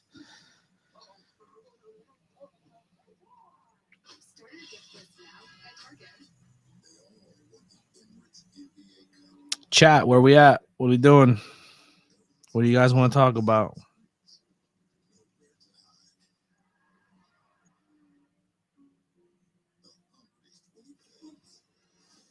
I watched an old takeover and saw Swerve wrestling. So different from then and now. Yeah, I would honestly, when Lily obviously still likes wrestling and makes content, but it's just so hard to do as much as I want to do.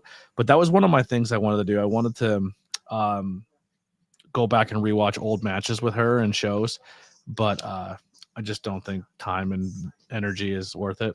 And I don't think she'd be super interested. With her being laid up, it's harder to film. It's gonna be a lot harder to film, but I'd like to go back and rewatch old matches. I think that's going to be a layer of Tornado Tag I might bring back, or might do. It's just kind of like, hey, I'm bored. I'm going to watch a match and film the watch along, you start it right now and then kind of talk. I know it probably won't do very well, but it's just, I don't know, kind of fun to talk about and rewatch old matches.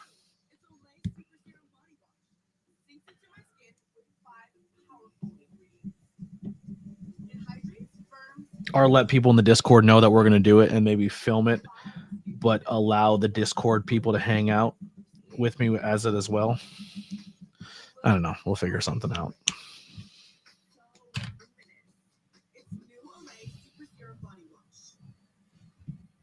An overhead camera for Lily. Yeah. Well, I made a joke yesterday saying that while she's laying in bed, I can put a camera on one side of the bed, a camera on the other side of the bed, and then a camera on the dresser facing us on, and then record episodes of the podcast while laying in bed. And then I was like, boy, all those camera angles, we could film more than podcasts. But her back is being in recovery. We have to be responsible.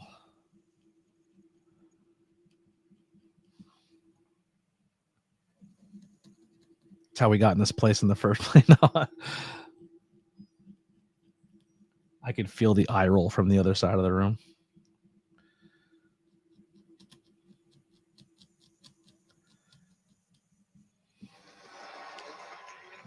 All right. 2 matches down. It's 9:20. So we have like an hour. Oh, this only goes till 10, right? I think they said there's a little bit of a run over. They have a allowance. So we're going to get our last match here tonight. 3 matches. If you were there live, would you be upset that you're only getting 3 matches, or would you be okay with it? Well, AEW too, you're probably getting a Collision taping, an ROH taping, and some other stuff. So you're not just watching 3 AEW matches. They probably filmed other content. Did someone order a sausage pizza?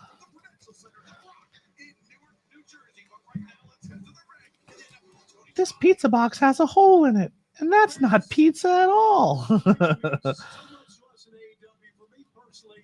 This venue, the Greensboro Coliseum, the Percy Riser Coliseum, is the greatest pro wrestling venue in the entire world. How dare you, Tony Schiavone?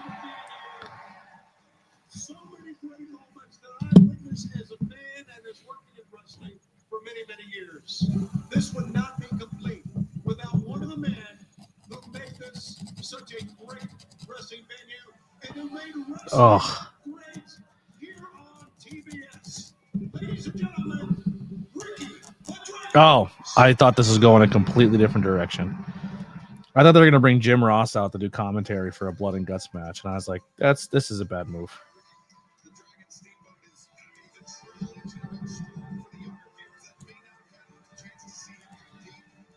So what's Ricky Dragon Steamboat going to do before a fucking blood and guts match? Just come out and shake everyone's hand and leave?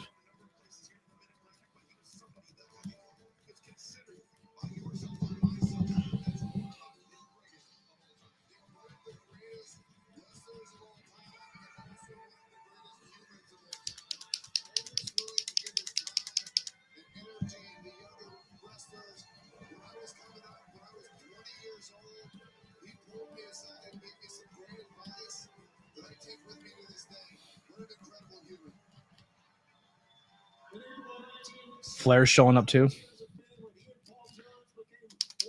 No, thank you. Flair's another one. I'm just like, I respect Flair, but he's another wrestler that I'm like, if I never see again, I'm fine with it. He's just kind of another one that's ruined his own fucking legacy, being his character, I guess. I guess we kind of all encouraged him for years to be the guy who's a party boy scumbag, and he just never kind of took a break from it.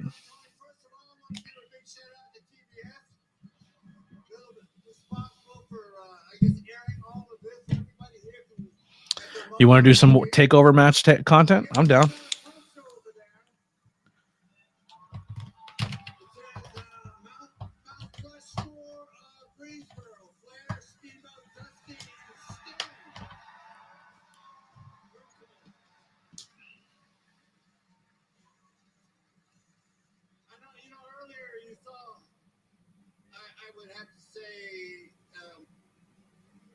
Back in the day was my number one nemesis, Ric Flair, right? Woo! Does Steamboat have like a blood spot in his eye? Or is that just the way his eyes are kind of... It looks like his one eye's fucked up. Like, you know, when you got like a broken blood vessel in the corner of your eye? That's what it looks like on Steamboat's one eye. But I can't tell. It looks it, though. And Ric Flair went to Jim Crockett and he said, you know, you got this new kid that's just come in. I kind of like what I see. I want to try and do something with him. Well,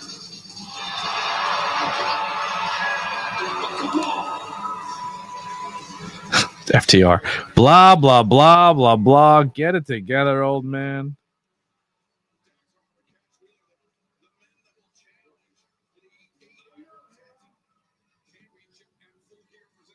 This segment's kind of already falling flat.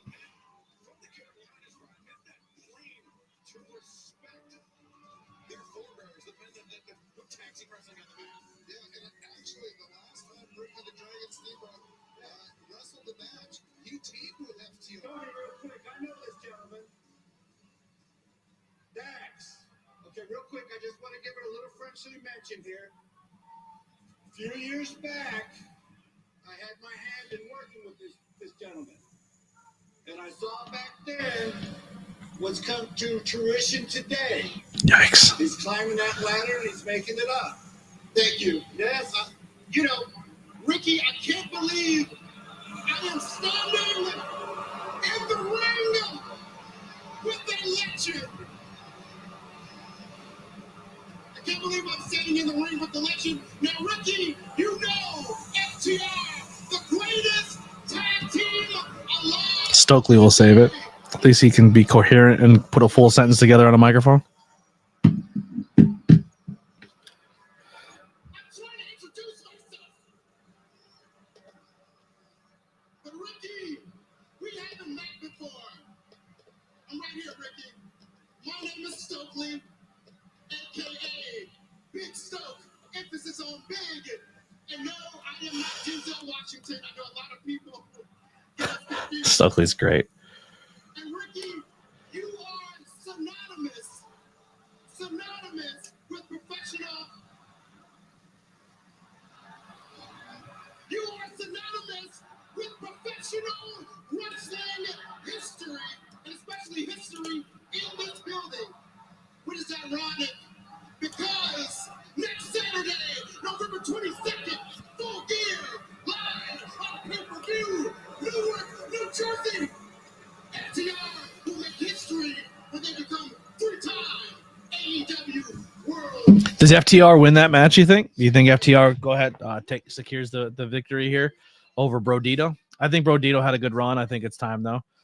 I think FTR takes it, and I think them and the Bucks maybe get another feud again. Do you have Macho Man's phone number? Haven't seen him on TikTok in a minute. Sorry, Ricky. Ricky, you gotta excuse him. He can be a little bit feisty sometimes. But you know the respect that Data I have for you. You understand that we hold you at the top. What is that guy wearing in the front row? Is he a member of Sleep Token? What's? Oh, he's wearing a Brodito mask. Or Bandito mask. What's going on, Ted?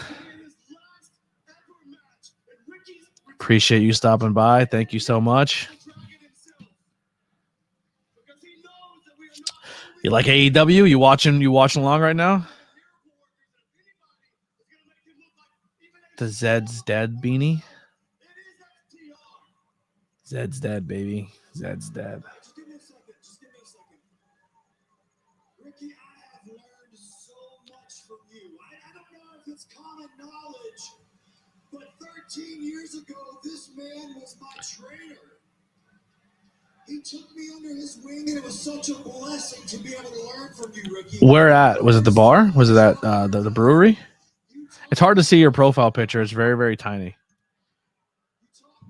And I do meet a lot of people, so no disrespect. If I seen a more of a full photo of you and see what you look like, I would probably be more on. Are we Facebook friends?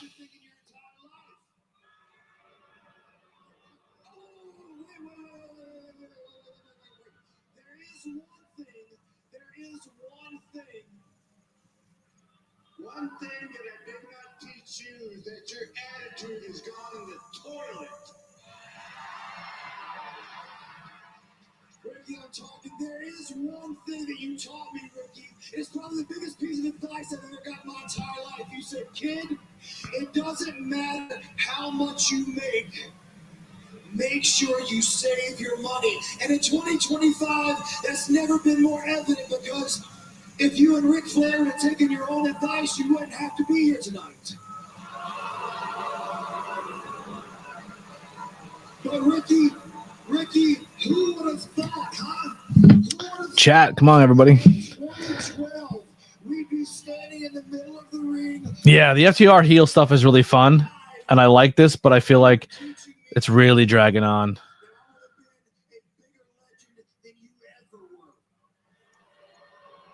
I don't know how they're going to shoehorn Ric Flair into this, though. Oh, yeah, his eye is fucked up. The crazy thing is Ricky can probably still go.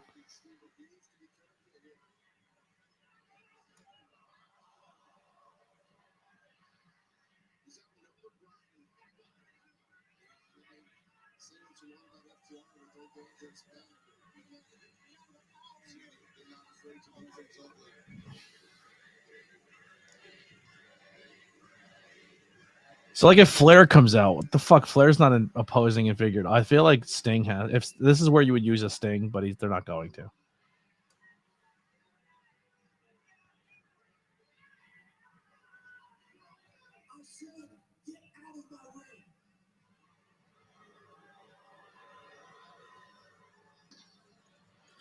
I would agree, Ted. But their fucking matches are so good. I'll watch FTR and the Bucks fight every single week. I think they're so good. Their matches are so. It's like watching Kevin Owens and Sami Zayn.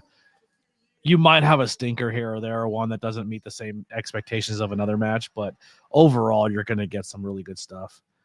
Like if the Briscoes were still alive, I would watch the Briscoes and FTR every week. Sometimes discretion's a better part of valor. Sometimes when you realize that I'm going to be... It's just hard to build the story up every time. That's something different. You can't keep saying we're the two greatest and keep fighting over and over and over again. Just going to be the smarter man today. Here's another thing too. The older generation wrestlers, they don't give a fuck about time. They're like, oh yeah, I'm going to get 5 minutes here. No, I'm taking 15, 20 and there's nothing you're going to do about it because I'll never be back here ever again. Go fuck yourself. I'm getting over. Like they don't give a shit.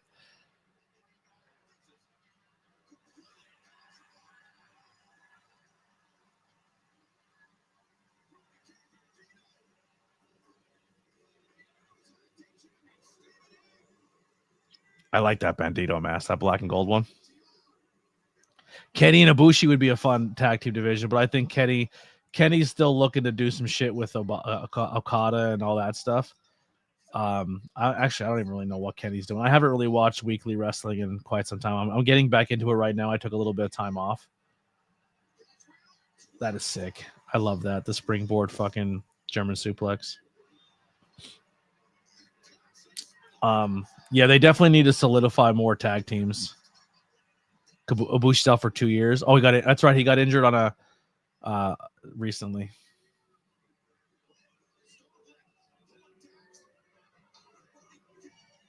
He lost his shoe. Nate, welcome back, brother.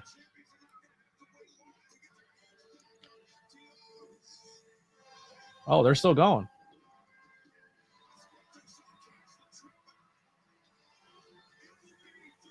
I guess they scrap Flair coming out on this segment. That was smart. I wouldn't have done it either. I filmed some new unboxing figures so you guys can come see soon. I have to edit them, but I got a couple more WWE Superstar figures to unbox. I got the 4-pack for the curtain call click figures. I just filmed those. And then I got the purple and black Phantom Undertaker figure that I unboxed. I have to edit and film, but they'll be out very, very soon. And then I have some new 5 questions with ABJ dropping every Monday. So I have a figure unboxing and a 5 questions dropping every Monday for you guys. And then more content every Friday. So trying to limit how much I'm putting out because I feel like I'm I rush too much out all the time, but we're finding it again. We're finding that spot.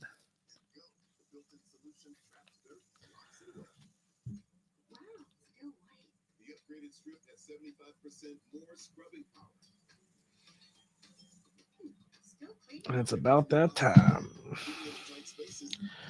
Do we take another break, chat? A quick oh, I can't. It's not even here no more. Never mind. No break. Getting ABJ on 2 different channels is as good as it gets. I'm on a bunch of different channels, brother. I'm on High Tension. I'm on ABJ. I'm on Tornado Tag. I'm on Twitch. I'm on Facebook. But also, we got the I don't know if you're watching the vertical, so you can see my whole background, or if you're watching on the really tight one. The vertical stream seems to be the most popular. People are really digging vertical. C Fluid, I think you're watching on the full size stream, which is awesome. The Twitch channel is also just Anthony Blackwell Jr. But I don't get a lot of viewers over there. The main course is essentially the ABJ YouTube channel. Yeah, I don't just significantly do Twitch. Just like everything I make goes on Twitch and YouTube. But I definitely have old wrestling video games. I just have to find a way to stream a lot of them. Because I have the old school systems. I think I just need a special adapter or plug to make it work. About to hit 4. This is the type of support that helps the channel more than you know. Hitting the like, the share, the subscribe, commenting below, telling people what you're watching. I was kind of telling people earlier, they were asking, like, hey, how come you don't do this, and this? Or you have like guys like, listen, I can put the content out, but what a lot of people don't realize is that it's the power of the people watching the content to see if you're going to excel or not. You could be really, really good, but if no one's really putting you out there, then it's not going to really go anywhere. But like when I do an interview or I do something and people comment on the person I've had on the podcast, like, hey man, I've listened to you from this channel. I was telling them, I said, wrestling promotions and other people in the music industry or wrestling industry are going to see that person's page and see 9 or 10 comments from people saying, I just listened to the ABJ podcast with you. It was really good. I like this, and this. Other people read that and either say, well, that's cool that 10 people from one thing are here doing this. I'm going to go check that out. Or more people in the industry see, holy shit, his people went and followed. This gave him a good bump in subscribers and viewership, and they're commenting on his post. I would like that as well. And then they reach out to do interviews, and that's how we grow.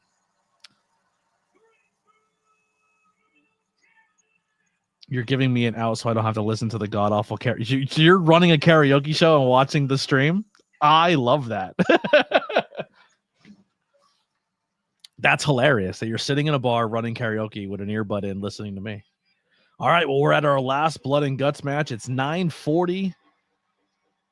And Darby Allin is going to start off the Blood and Guts because, of course, he is. He needs to get beat up for an hour.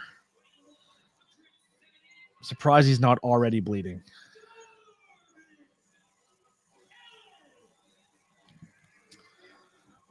I owe Lily a karaoke night, but she wants to go karaoke at her place that she used to hang out at. So once she gets better, I don't know if she's watching, but don't tell her.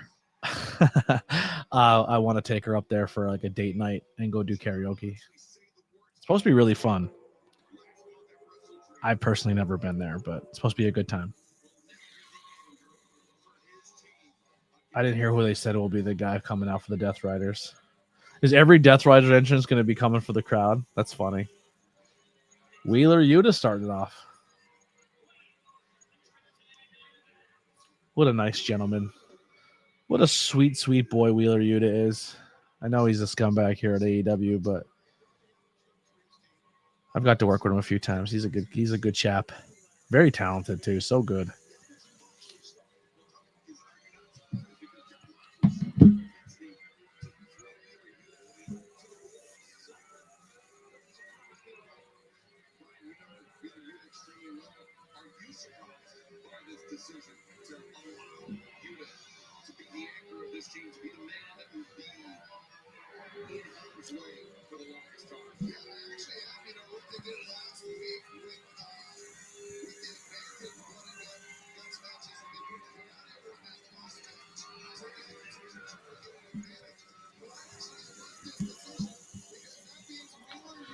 I'm 15 seconds ahead of you on TV. I apologize. I'm going to do a quick little ad thing for you guys real fast. If you're local and you're looking to come see ABJ live or support me live, I have 2 events coming up. I have this Saturday. I will be, I should probably take that comment off so you could read. I will be in Summit Hill, Pennsylvania. All tickets are $10. Doors open at 5, bell time at 6. We'll be at Summit Hill, Pennsylvania for Wow, That Is Wrestling. So come over, hang out, see the show November 15th. Ouch, Darby just jumped and landed right on his fucking back. And then if you can't make this Saturday, I got the Saturday after in Jim Thorpe, Pennsylvania. Doors at 5, bell time at 6. Come on out to Radical Wrestling Experience. Support ABJ. I believe they both have YouTube channels that will have this stuff on later on that you guys can watch and check out the content. I will share that as soon as it drops. But these tickets are $20 a piece. Kids 6 to 12 are 10, and 5 and under are free. So come on out. See ABJ live. I'll be doing ring announcing and commentary, so I won't be backstage hiding away. I can actually come and interact with you guys and get a microphone and talk to you as while I'm in the ring.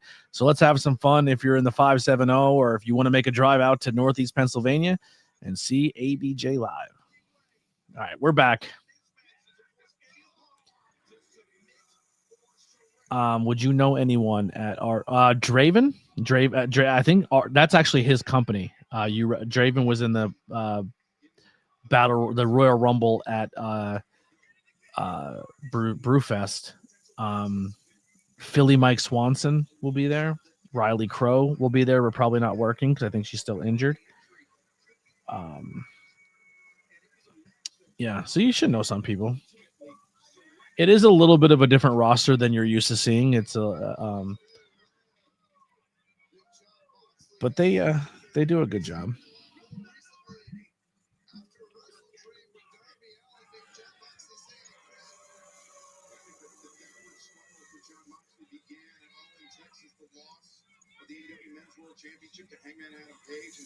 I know a lot of the fans and everyone loves Darby, but man, his matches are not my favorite.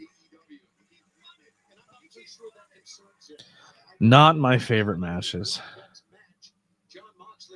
Yes, Draven's been around quite some time. He also has a wrestling school. He was the one I told you if you really wanted to start training and be actually under a trainer and get your name out there and do things the proper channels, Draven would be a good guy to train with. Did you go to the Pilger training facility on Monday night? Because that's another opportunity to get actual training as well.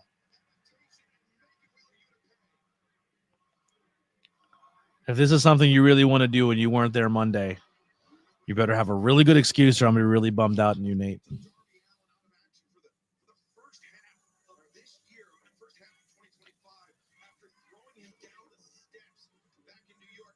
Oh, I thought they had. Oh, that's right. He had to redo a lot of things, Draven. I forgot about that. So yeah, a lot of his stuff isn't up and running yet.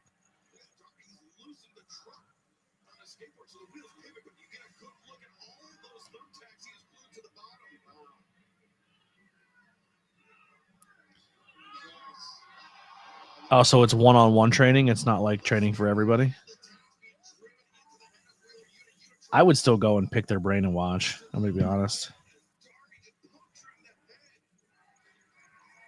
That's maybe why they didn't call me. Because I told them if you want me there, call me, and I didn't get a call, so I didn't go.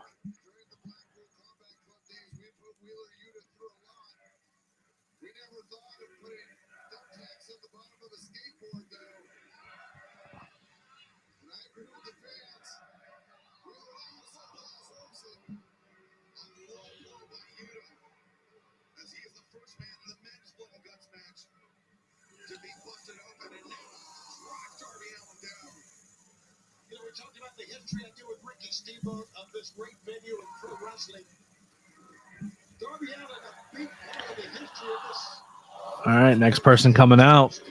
This will be a bad guy. I'm gonna. Oh no, it's a. Oh, I guess they're doing. Yeah, Darby came out first. That's right. So the good guys will have the advantage in this one. Is he out with a book bag? Wheeler's bleeding. He came out with a book bag. That means he's not a champion, so there's no title belt in the book bag. But there's probably going to be some weapons in that book bag. Orange Cassidy been doing the book bag gimmick since the independent scene. Conway, what's going on, my guy? How you doing? He said, is that Nate Heater? It sure is, Nate.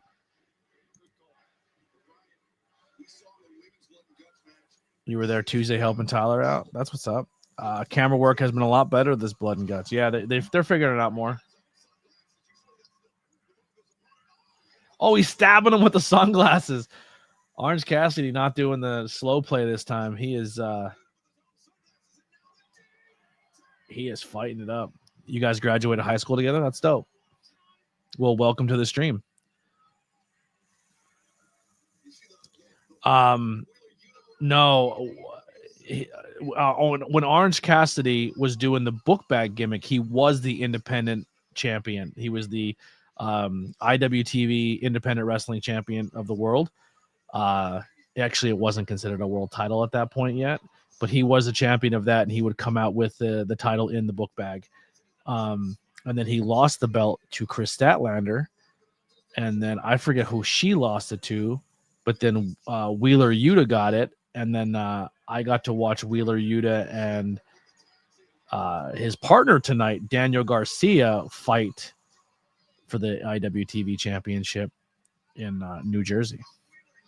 I'm not sure if Curryman was ever the IWTV independent wrestling champion. I'd have to look it up.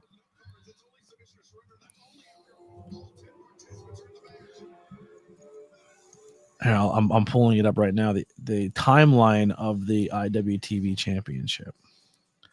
Jonathan Gresham had it for 226 days, 7 defenses. Tracy Williams had it for 309 days, 17 defenses. Orange Cassidy had it for 146, 16 defenses. Chris Statlander had it 14 days, 1 defense. Orange Cassidy won it back off of her for 104 days, 6 defenses. Eric Stevens, 1 day, 2 defenses. Warhorse, 532 days and 45 defenses. Lee Moriarty, 62 days. Wheeler Yuta, 155 days. And the current champion is Alex Shelley, and he still has it. I could have sworn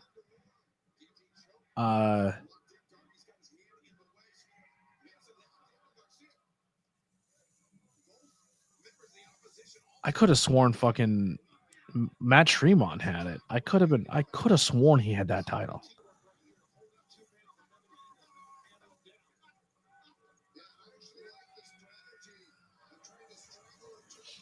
Maybe there's a different belt out there that I'm thinking about, but Alex Shelley is currently the champion. Wasn't Orange Cassidy Curryman at one point? No. Orange Cassidy was Fire Ant. Curryman was what the fuck? He's a backstage interviewer, a backstage guy. I'm having a brain fart. SCU, fucking Daniel. Christopher Daniels. Christopher Daniels was Curryman.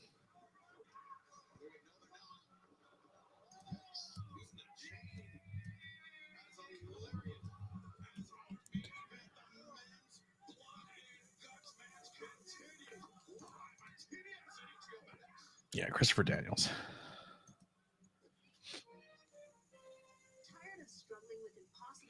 The Northern Lights are tonight. Are we going to be able to see them in Pennsylvania?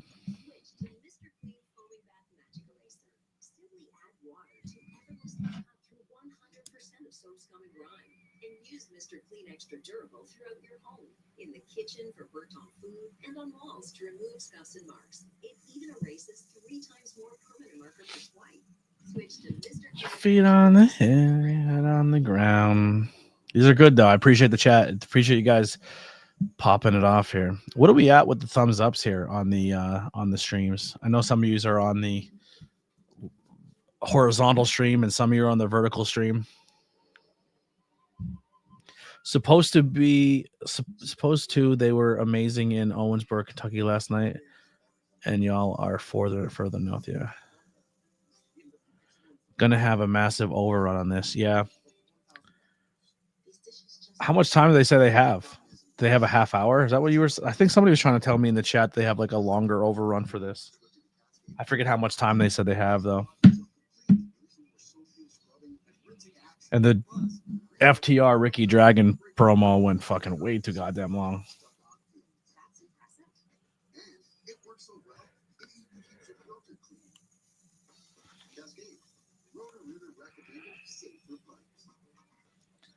I got to figure out a way to not come off panhandling for super chats or donations or merchandise sales.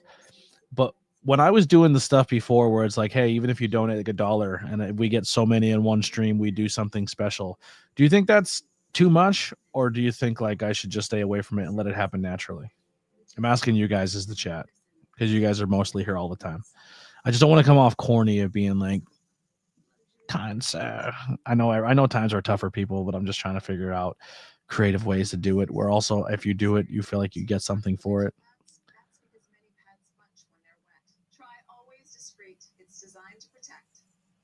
Oh, so they have a half hour overrun. Appreciate you, Ted. You're super helpful tonight. I appreciate you.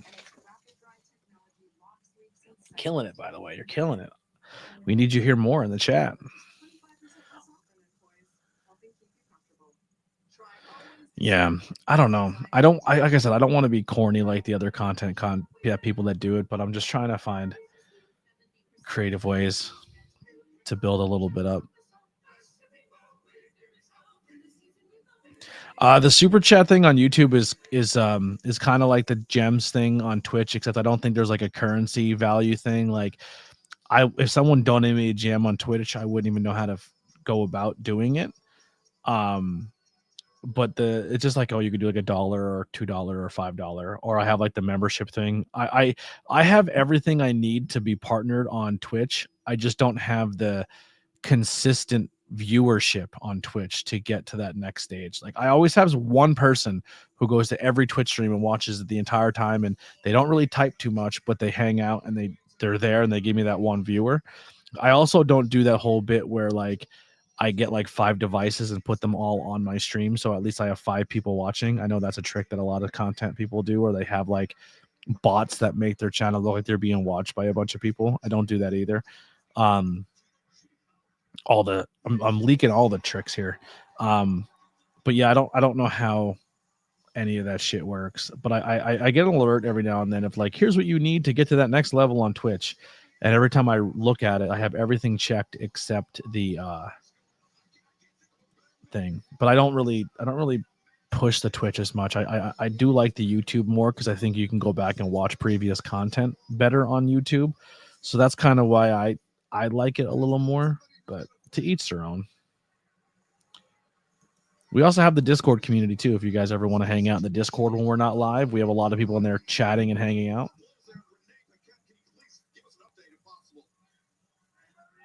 I started following your reviews and interviews from my suggestions on YouTube, and I love the wrestling beer content. I used to run a brewery tap room, and I've had shows once a month. So you hit all the boxes. That's perfect, dude. I love hearing that. I generally like you just made my fucking night. Like I struggled for a long time where I thought YouTube wasn't putting me out there, or if they were putting me out there, maybe I wasn't good enough for people to give a shit. So the fact that you're here really, really, really makes me feel good. So I appreciate you. So Jay Briscoe's out of the match. He's too injured. So who are they replacing Briscoe with?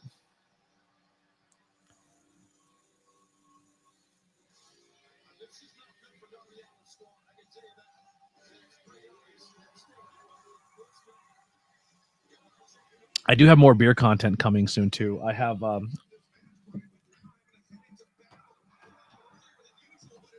I'm going to be honest, Edge wouldn't be a bad move if he's not going to be doing the John Cena thing. He made himself available, and it seems like WWE's not interested in it. So who knows? But I have this Russian Imperial Stout from Adroit Theory that we have to drink. But I'm doing this one with Lily because she likes stouts, and I'm not a huge stout drinker. So I'll taste it and she'll kill it. I have from Adroit Theory 2. This one's called Killing Machine. Another cool beer that we have to review. That's on the list. And then my brother also got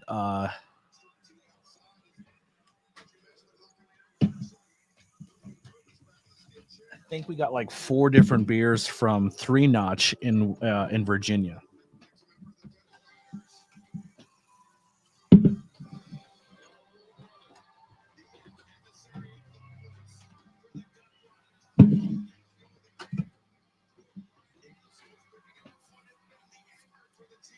Maybe I only have 3 different styles. Well, fuck it. I might open one of these right now if I have multiples. But I have a red ale, a Firehouse beer from Three Notch. I have a Minuteman Dreamsicle IPA, and I have a white ale, Sunsmack. So yeah.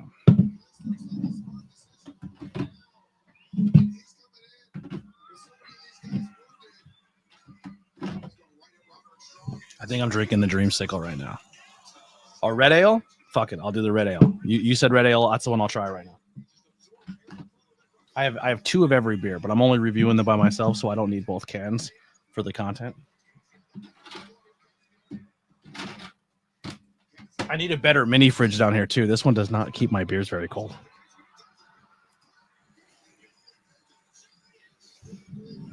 There's one return that would top Cope. Kenny? If Kenny came out?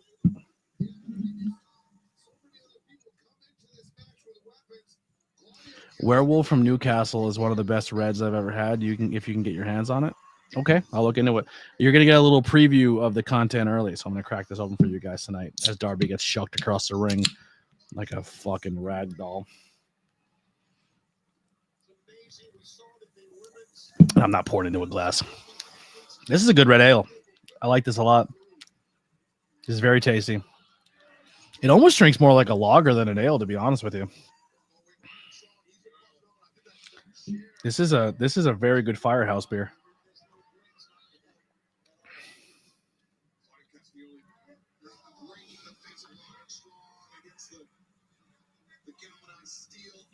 I'm into it. Drink responsibly. Yeah, I ain't going anywhere.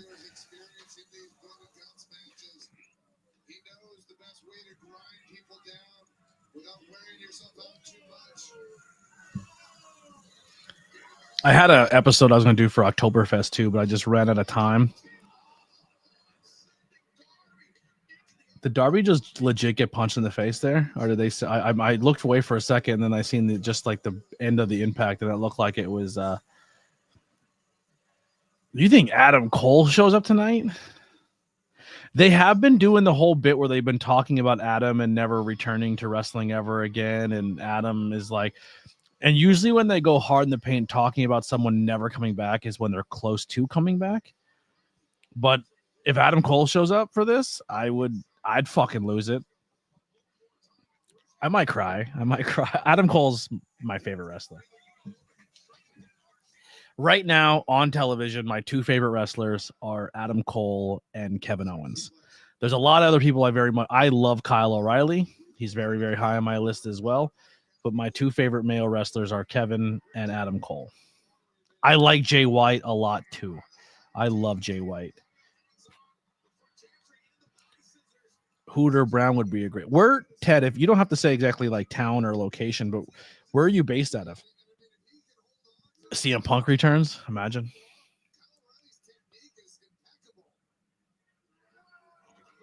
See, when you said earlier the Zed is Dead hoodie guy, I thought we met in person somewhere. And then you're saying, no, you found me through YouTube suggestions. I thought we met like at a show or a brewery or something like that.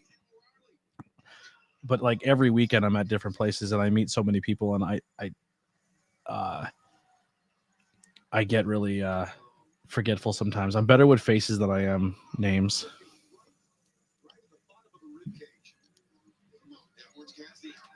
Why is Daniel Garcia dressed like Brock Lesnar?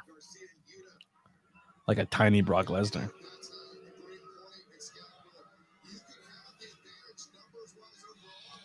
Bro, now you got me anticipating. Like, if fucking Adam Cole shows up. You know, it's all about the... I'm spit taking everywhere. Owensburg, and I was the GM managing business partner at Oyster City Brewing. Okay, that's what's up. Well, if you have some cool beers, I don't know what the rules. Back in the day, we used to tell people not to do it because I didn't know what the rules were and how it worked. I'm teasing the idea of possibly getting. I think I need more people, followers, or more interest in doing it. But I was gonna open up like a PO box, and I think now in Pennsylvania you're allowed to send beer in the mail or receive beer in the mail. But if you ever have some cool beers in your area that you want to send over, I can look into the. Adam Orange Cassidy just fucked up his up and over, and I hope he legit didn't hurt himself.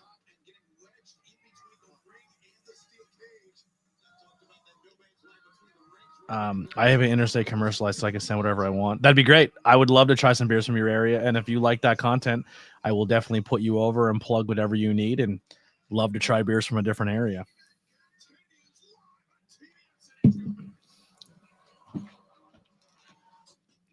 And I'm not afraid to die or get tortured or killed by a serial killer, so I'll give my address away. I don't care.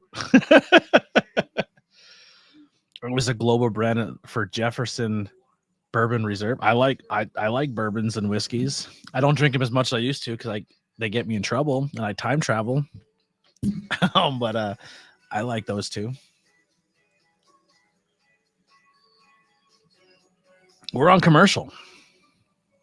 I'm glad I busted this beer out because Lily stole my other vice. She took it from me. Man, I'm super happy that fucking the stream went the way it went tonight. That makes my day. I'm glad that we have a new person hanging out and chatting and being interactive that was suggested by the YouTube algorithm.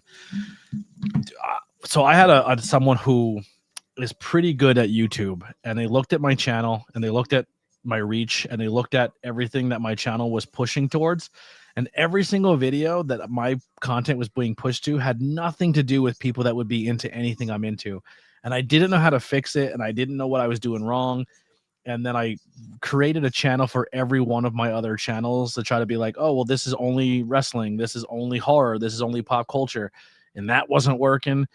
And I felt like I just needed a huge miracle for someone to find me outside, and my chances of growing are fucking slim. So the fact I have one person who found me through algorithms is really like, I just need you to know that it makes me feel better about me putting, because I'm at the point right now where I'm just making content because it's a fun hobby and it's a great way to talk to my friends, and if someone new comes along, great. But like, I just kind of figured if it hasn't blown up now in 8 years, it probably is not going to. So I'm just doing it for the love of the game at this point and not trying to grind so hard and push as hard as I once did, because I drove myself insane doing it. But yeah, that really made my night. What's going on? Welcome to the stream. I appreciate you. I don't know what one means, but we'll throw the ones up. I was gonna say your name, Essie, but I don't know if I've said that right. Is Essie your cat, and is their cat the boss? Is that how that works?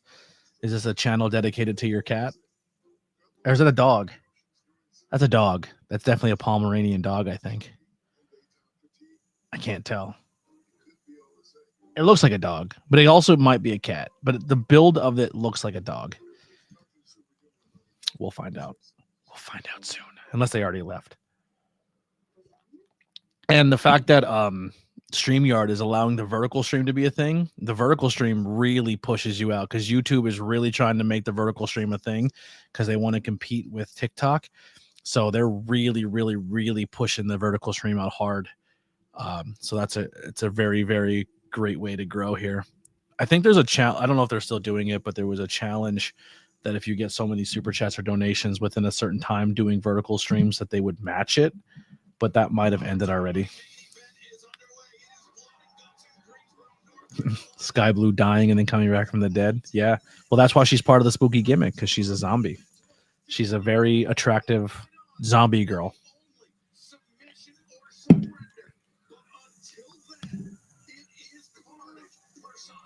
Yeah, they're really pushing the vertical out a lot.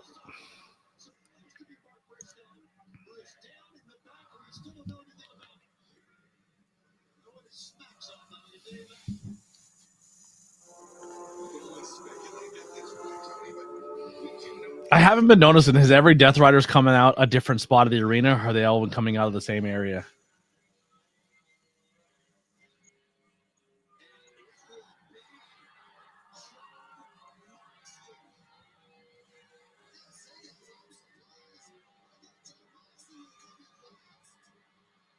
So who's the last one coming out for the Death Riders? I also do like how they do that red light.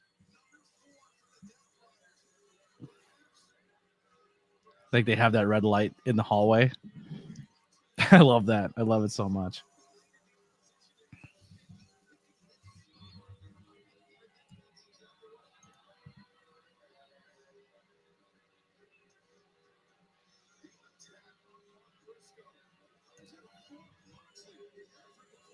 I think Orange Cassidy just got hit in the nuts. He's holding his nuts. Oh, he's stabbing people with forks.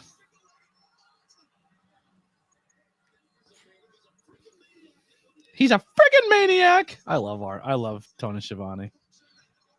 Oh, good thing he actually is not doing it because he slipped right down his whole face with that one. Is that all the? That can't be every member, right? Who are they missing still for the Death Riders?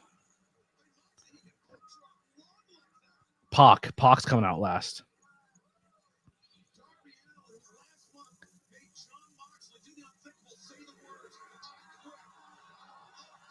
So everyone's out for the good guys except Briscoe. Briscoe would have been the last guy, so they have no one to come out for Briscoe.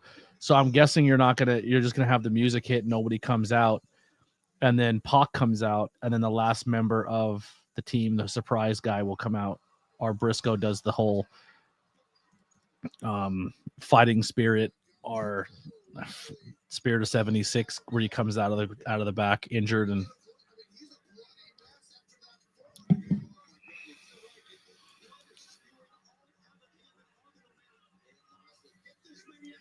I'm sorry if I'm ahead of you. I apologize. Danielson comes off commentary as the last entrant. That'd be interesting. I mean, it would make sense. Danielson has a beef with them, and he I don't know. This would have had to have been Mark Briscoe, the final man for his side with the advantage. But I'm being told that, hold on one second, Renee Paquette,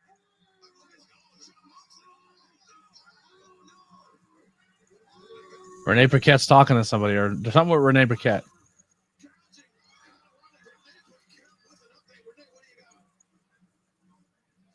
guys. I'm outside our medical offices right now, and Mark Briscoe is still being tended to. I don't have any diagnosis, but I can confirm the attacks on Briscoe came from the Don Callis family, and it is not seeming likely that he will be participating in blood and guts tonight, making this match a 5-4 advantage for the Death Riders.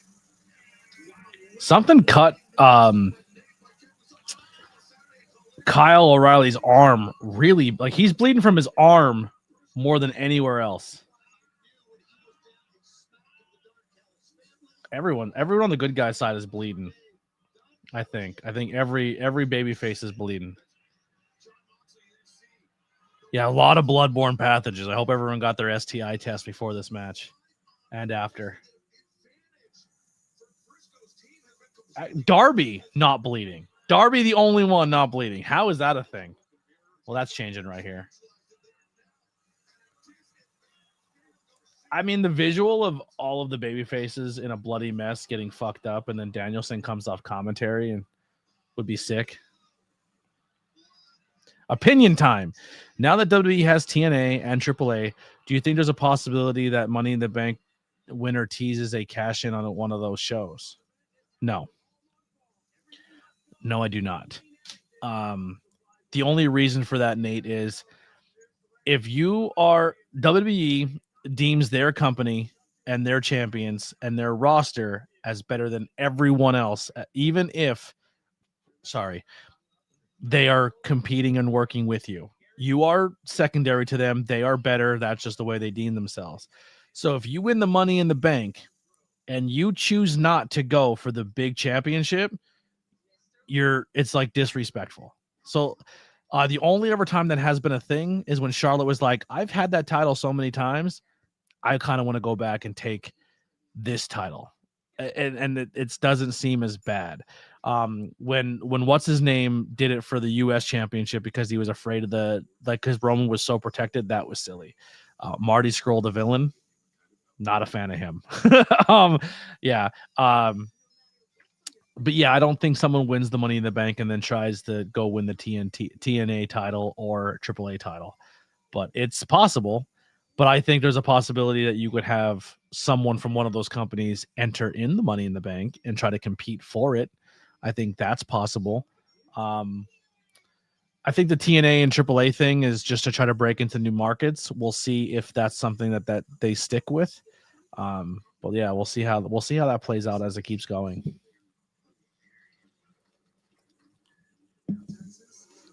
It's an interesting theory, though. And I could be completely wrong, but I'm just going by the history of WWE and the way they conduct themselves as a company. It doesn't seem likely that they would do that, but you never know. I don't even know why I'm wearing these headphones. I don't need them.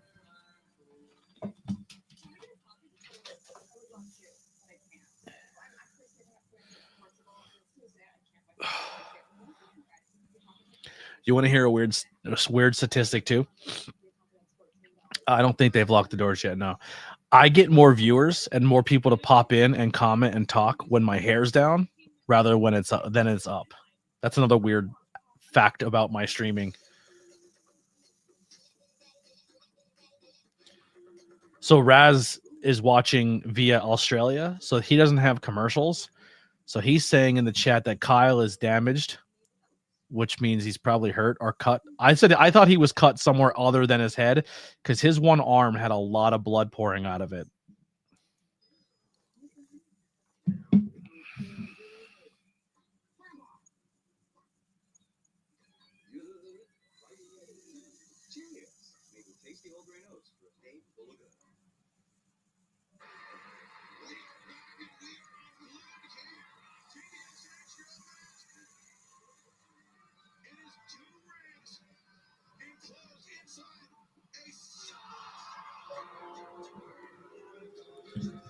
All right. So the last Death Riders member is coming out.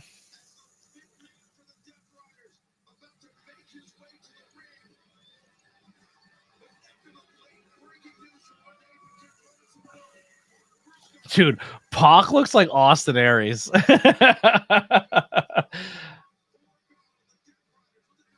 Tell me I'm wrong.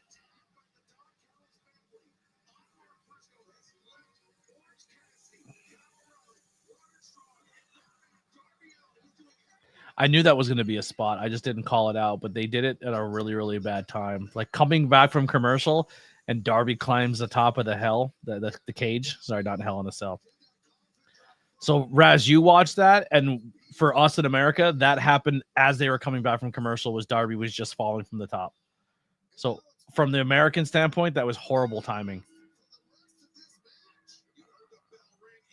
Dude, Pac looks like he moves slower since he put more muscle mass on.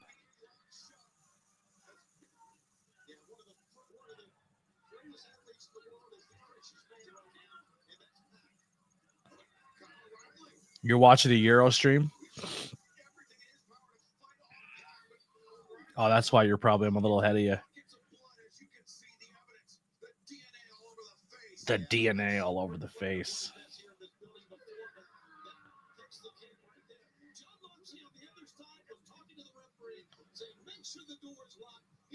Well, the bad guys or the bad girls, the heels, won the women's Blood and Guts.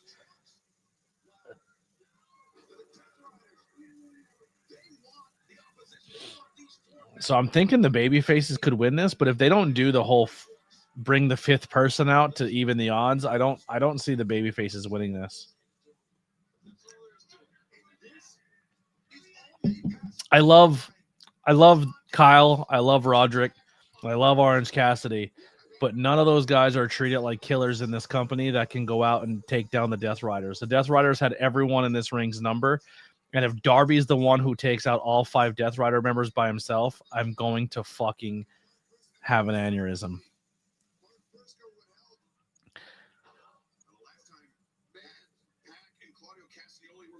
All right, so Nate's pick is Danielson comes off commentary.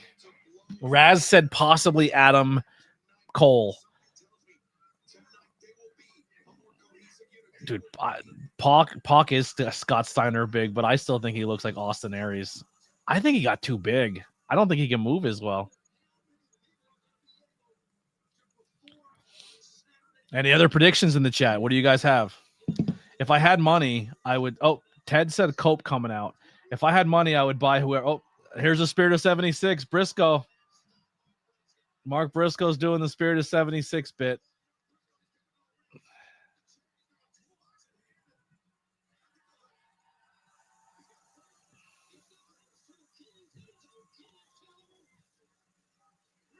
That lets the wind out of a lot of people's sails, huh?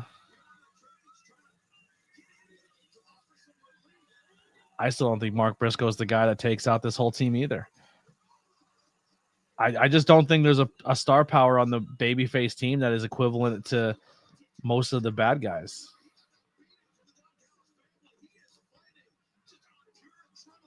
Like Mox, Claudio, and Pac should essentially kill everybody in the ring.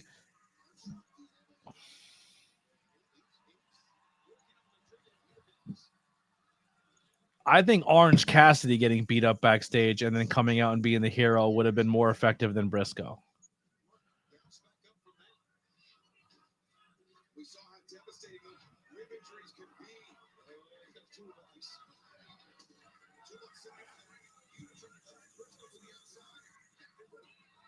He didn't even get really a reaction from the crowd when he came out. I think the crowd was even like, oh, cool, we're going to get somebody interesting. And no disrespect to Briscoe, he's a legend. I love him. Somewhere on this wall, there's a Dem Boys flag. But I just...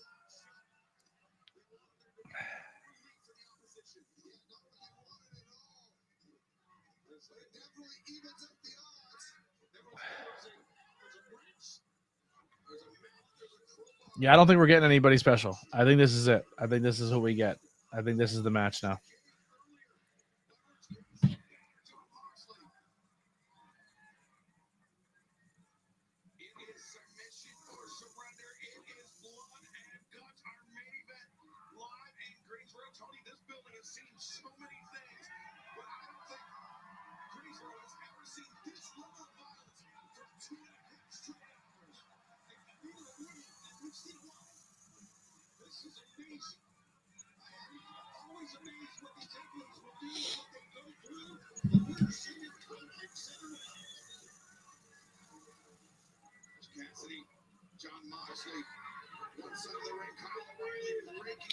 So I'll say this. Controversial take here. Sorry, chat. If this ends right now, either team wins. Just goes down to I think Raw was a better show this week. I think I didn't watch NXT, so I can't really say if NXT's in the running. But I thought this week's Monday Night Raw was very, very good. And I don't like a lot of weekly WWE television. I think WWE beats AEW this week.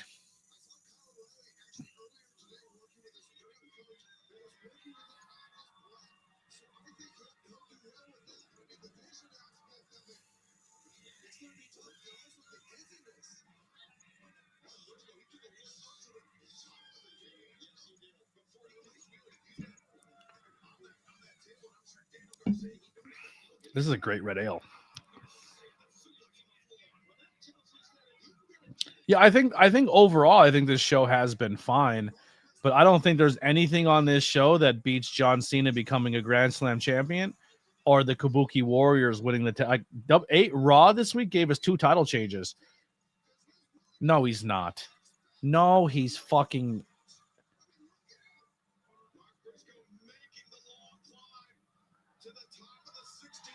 No, he's not. Stop this.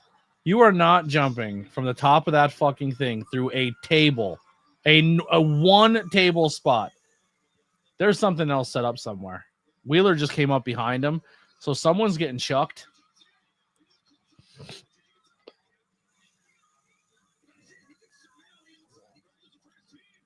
But they don't have the big square spot set up of like the big cushion.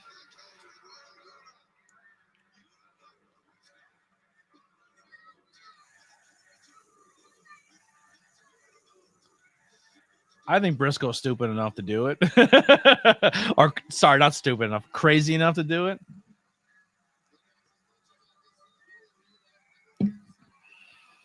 But I just don't know where they go here. There's not a lot of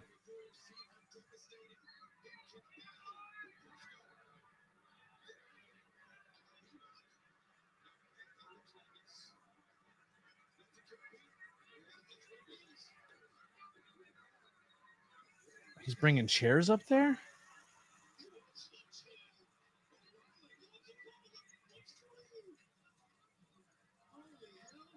The fuck are we doing? This is so redneck engineering. If anyone could do this, it would be Briscoe.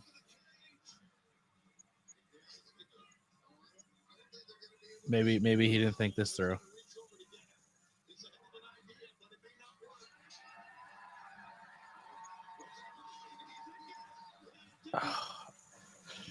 All right. This can get wonky, chat.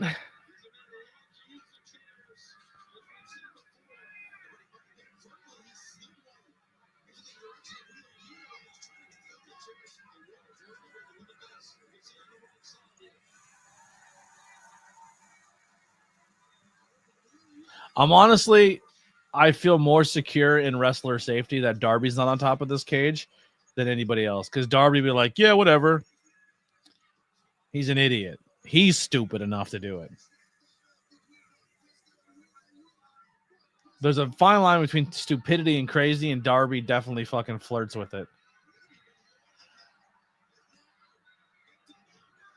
I wonder how much this cage costs and how long it takes to put together. Because this is this blood and guts cage is not rinky dinky. Like this is not something they just wire tie and get together right before a show. Like this looks very, very elaborate.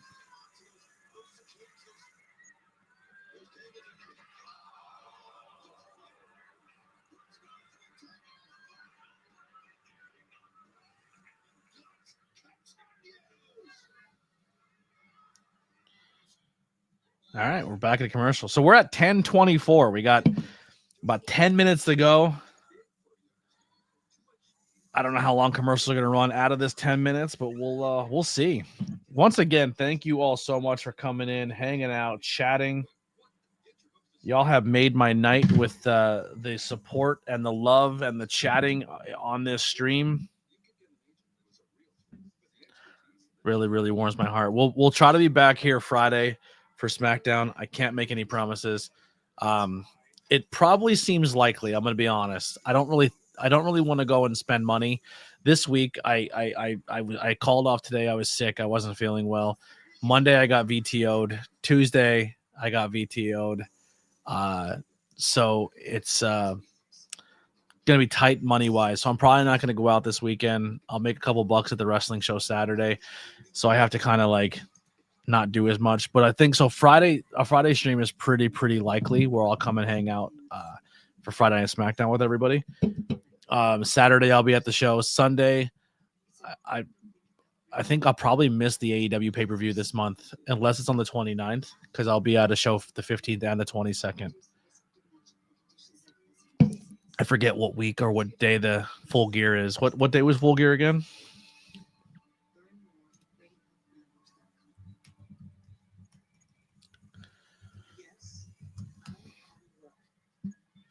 They say GLP-1 weight loss is a shortcut. It's not. It's science. 22nd. So I'll miss Full Gear on the 22nd because I'll be at a show in Jim Thorpe. So I'll definitely miss that live stream. So I do apologize. But maybe we'll do maybe I'll watch it Sunday. I don't know if I'm gonna watch it live Sunday with everybody, but maybe we'll watch it. I'll watch it in the Discord and hang out with everybody.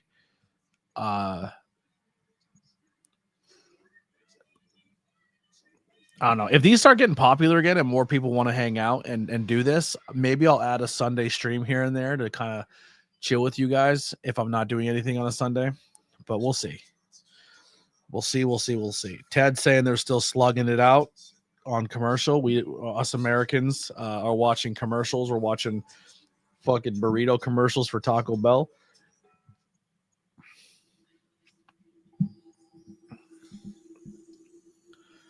Also, if you want to see the content before everybody else, $5 membership gets it to you. We got tons and tons of content out there to watch right now. About 4 or 5 episodes of Not Cool. 5 questions with ABJ out there. 3 episodes of Truth Behind Illusion. 2 interviews. Or no, 1 interview. I should probably post a second interview instead of doing it the way I did it. Yeah, I have to do that tonight. I posted the interview so it goes live through StreamYard, but I have to fix that and I have to post the interview so it's easy. It's there for the members. And then we have Tornado Tag that's dropping, Gorilla Monsoon, and then we have an episode where we reviewed the movie Coco. All right, we're back live.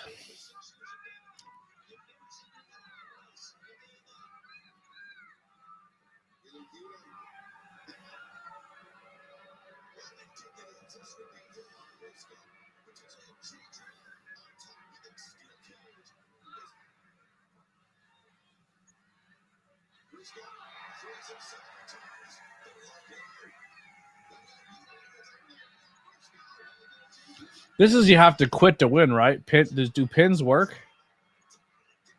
Pins and submissions don't work, right? You have to have physically quit.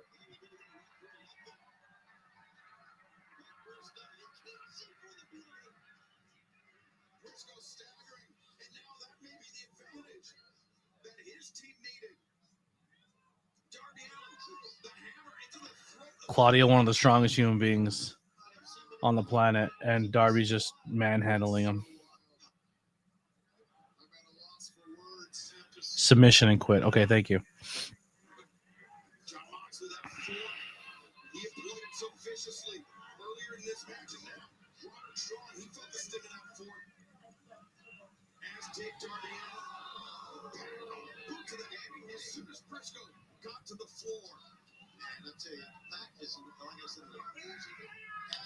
Fucking Austin Aries looks great.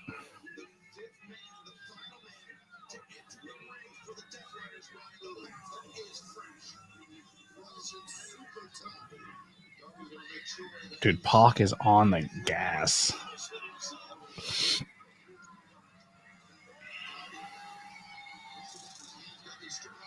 Someone has a taser. I thought I heard a taser. Oh, there's your surprise, Gabe Kidd.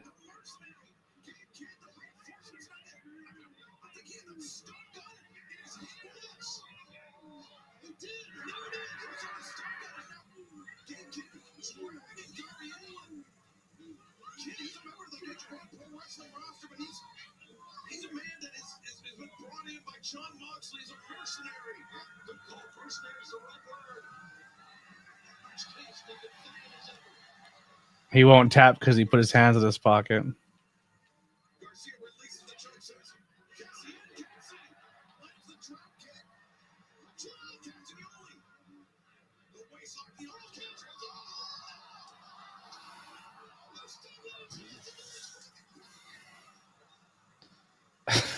Stapled his hands into his pockets.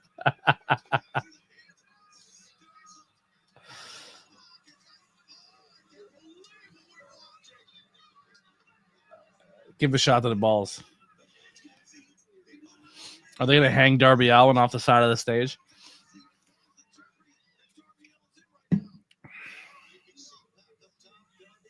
So if Gabe Kidd comes out, the guy who I would have come out and even the odds right now would be Jay White. I'd have Jay White come out.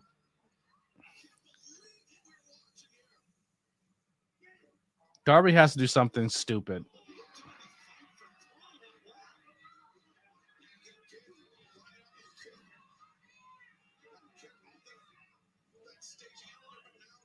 $10:30.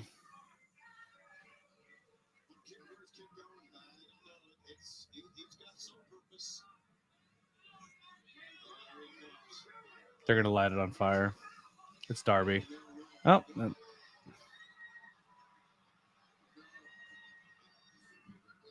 sorry, chat.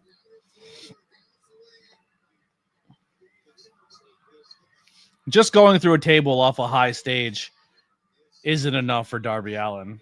There's got to be more to it.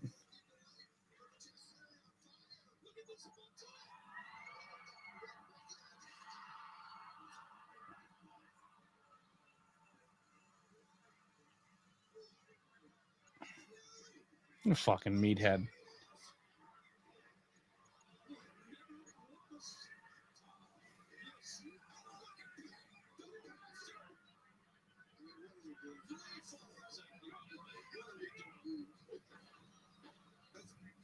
Fucking idiot.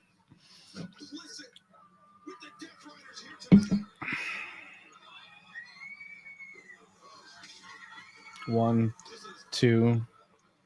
Trying to count how long he was on fire. Like, not fully engulfed, but he was on fire on his back. 2, 3, 4. About 4 to 5 seconds. His back in certain spots were still on fire. That's enough to constitute a second, third degree burn if he doesn't have gel on. And I didn't see any gel on him.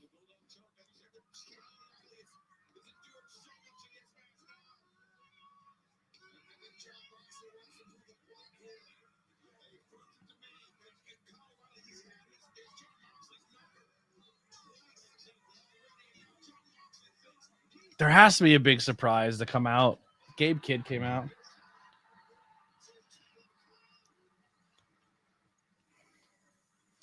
I feel like the baby faces have to win the males if they lost the females. And the Death Riders are kind of at a point where they don't really. Oh, they're going to do the whole Kyle's neck is hurt, or he has been hurt, and Roderick's going to quit for him. Briscoe is rushing back to the ring right now.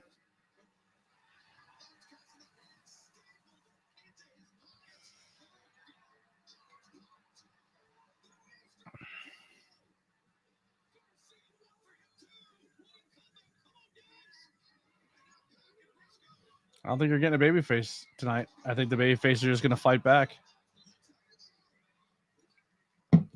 Orange Cassidy ripped out of the stapled pockets.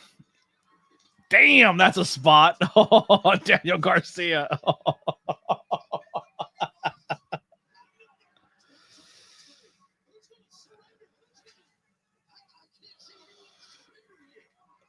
Wheeler and Daniel can't go through a table to save their lives. There it goes.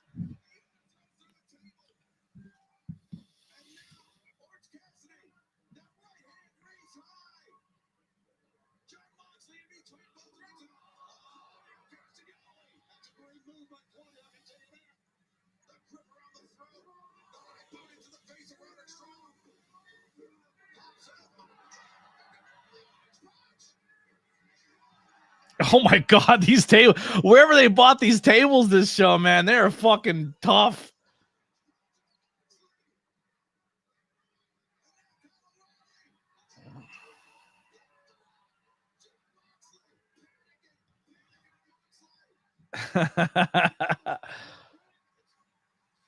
There you go. Pick up Daniel Garcia, throw him through a table again. If Mox is the one to tap, that's fucking crazy to me.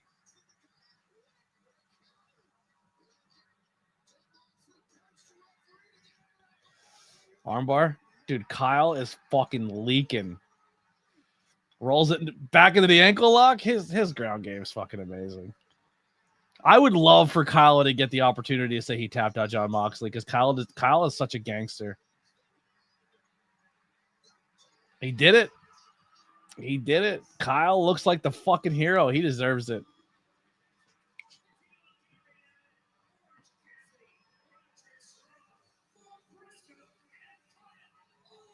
God, I love Kyle. It's good for him. They need to put Kyle needs a TNT championship run or a fucking something. I want Kyle to have a fucking. So FTR wins the tag team championships and fucking Paragon with Roderick Strong and fucking Kyle O'Reilly take on FTR for the tag team championships. That's the match I want to see. I would love for Roderick and Kyle to be tag team champions in AEW.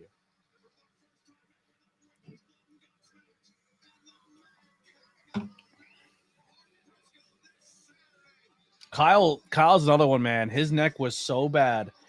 So here's another thing I found out, that when Kyle got surgery, a lot of people were saying that were close to Kyle that I know that Kyle probably should have never even passed the physical exam to get into NXT when he was in NXT. And he definitely shouldn't have passed the exam to get in AEW because his neck was that bad. And he kept going and going and going because he didn't want to take time off. So when he finally did get surgery, a lot of the people that were close to him were like, it's about time. Like, because they said he was going through the numbness and the fucking missing and losing fucking feeling in his face. He pushed it further than he should have. So the fact that he went and got healthy and got his neck fixed and then come back and then to get this type of momentum or push again is fucking amazing. And I love him for it. And I'm glad he's able to do it. I love that kid. A kid. He's older than me. That guy so much. But thank you guys so much. Overall, I think AEW was a fine show. I think if you're into that style of wrestling, I think you got what you wanted. Maybe the surprise that we were all hoping for we didn't get, but that's okay, I guess, for the most part. I do think so far AEW is going to be second place to WWE this week. I thought Monday Night Raw was absolutely excellent. I thought they did a great job on Monday Night Raw this week. We'll find out what goes on Friday. So Friday night, I'll be here live with you guys for SmackDown. So I'm going to be starting around 7:45. So come in a little early. Also, check out the links below. Join us on Discord. We usually are hanging out in the Discord at all times or chatting on there. If you want to reach out and talk to me, that's a great way to communicate with me when I'm not live. I'm pretty personable, so all my social medias are usually open to everybody. You can chat with me, talk with me. We do have a group chat on Facebook. So if you're a Facebook guy, we do have group chats for all topics, just like we do the Discord. Just search the Cult of ABJ, and then there's some chats all in there, those as well. I would say the Discord's a little more popping than the Facebook chat is, but the Facebook chat wrestling chat is pretty good. A lot of people go on that one. But yeah, that'll do it for us. If you do grab any merchandise or anything to support the channel, I appreciate you. We do have the $5 memberships and all that other stuff, but we'll see you guys on Friday night for WWE SmackDown. Thank you everyone who tuned in, hit all the thumbs ups, hit the shares, came in, hung out, means the world to me. Go watch some previous content. Help me get some free revenue. Also, too, go check out the most recent interview. And since because you guys were live here tonight, you get hype points on YouTube. So this is a brand new thing on YouTube. It's called hyping videos. If you're watching videos on YouTube or you're in the live streams of videos, you acquire points. Those points can be used to hype up videos for smaller content creators to push them out to the algorithms more so more people see it. So you guys hyping videos may have pushed my video for someone like Ted to be here tonight because you've been hyping my videos and pushing them out and getting them out there for more people. So please do that. You're allowed to do, I think, 3 videos a week. So every week, go and find one of my channels or one of my videos for this channel or some of my other people's videos. Do it for anybody. They're free points. They don't cost you anything, and they help small creators get seen. So definitely utilize your hype points here on YouTube. We'll see you guys next time. We're out of here. I love you all so much. Enjoy your rest of your Wednesday night. I'll be not live Thursday. I have some interviews to record, but I'll see you guys again on Friday. If you're local, I'll see you Saturday at Summit Hill, Pennsylvania. If you can't make it to Summit Hill and you're in the Pottsville area, go support Brews Giving. They do great stuff there. Lots of beer, lots of pro wrestling. Unfortunately, I won't be there. And then Sunday, probably no live streams or anything like that, but maybe I'll come and hang out with you guys in the Discord on Sunday. We'll see you guys next time. We're out of here. Bye-bye.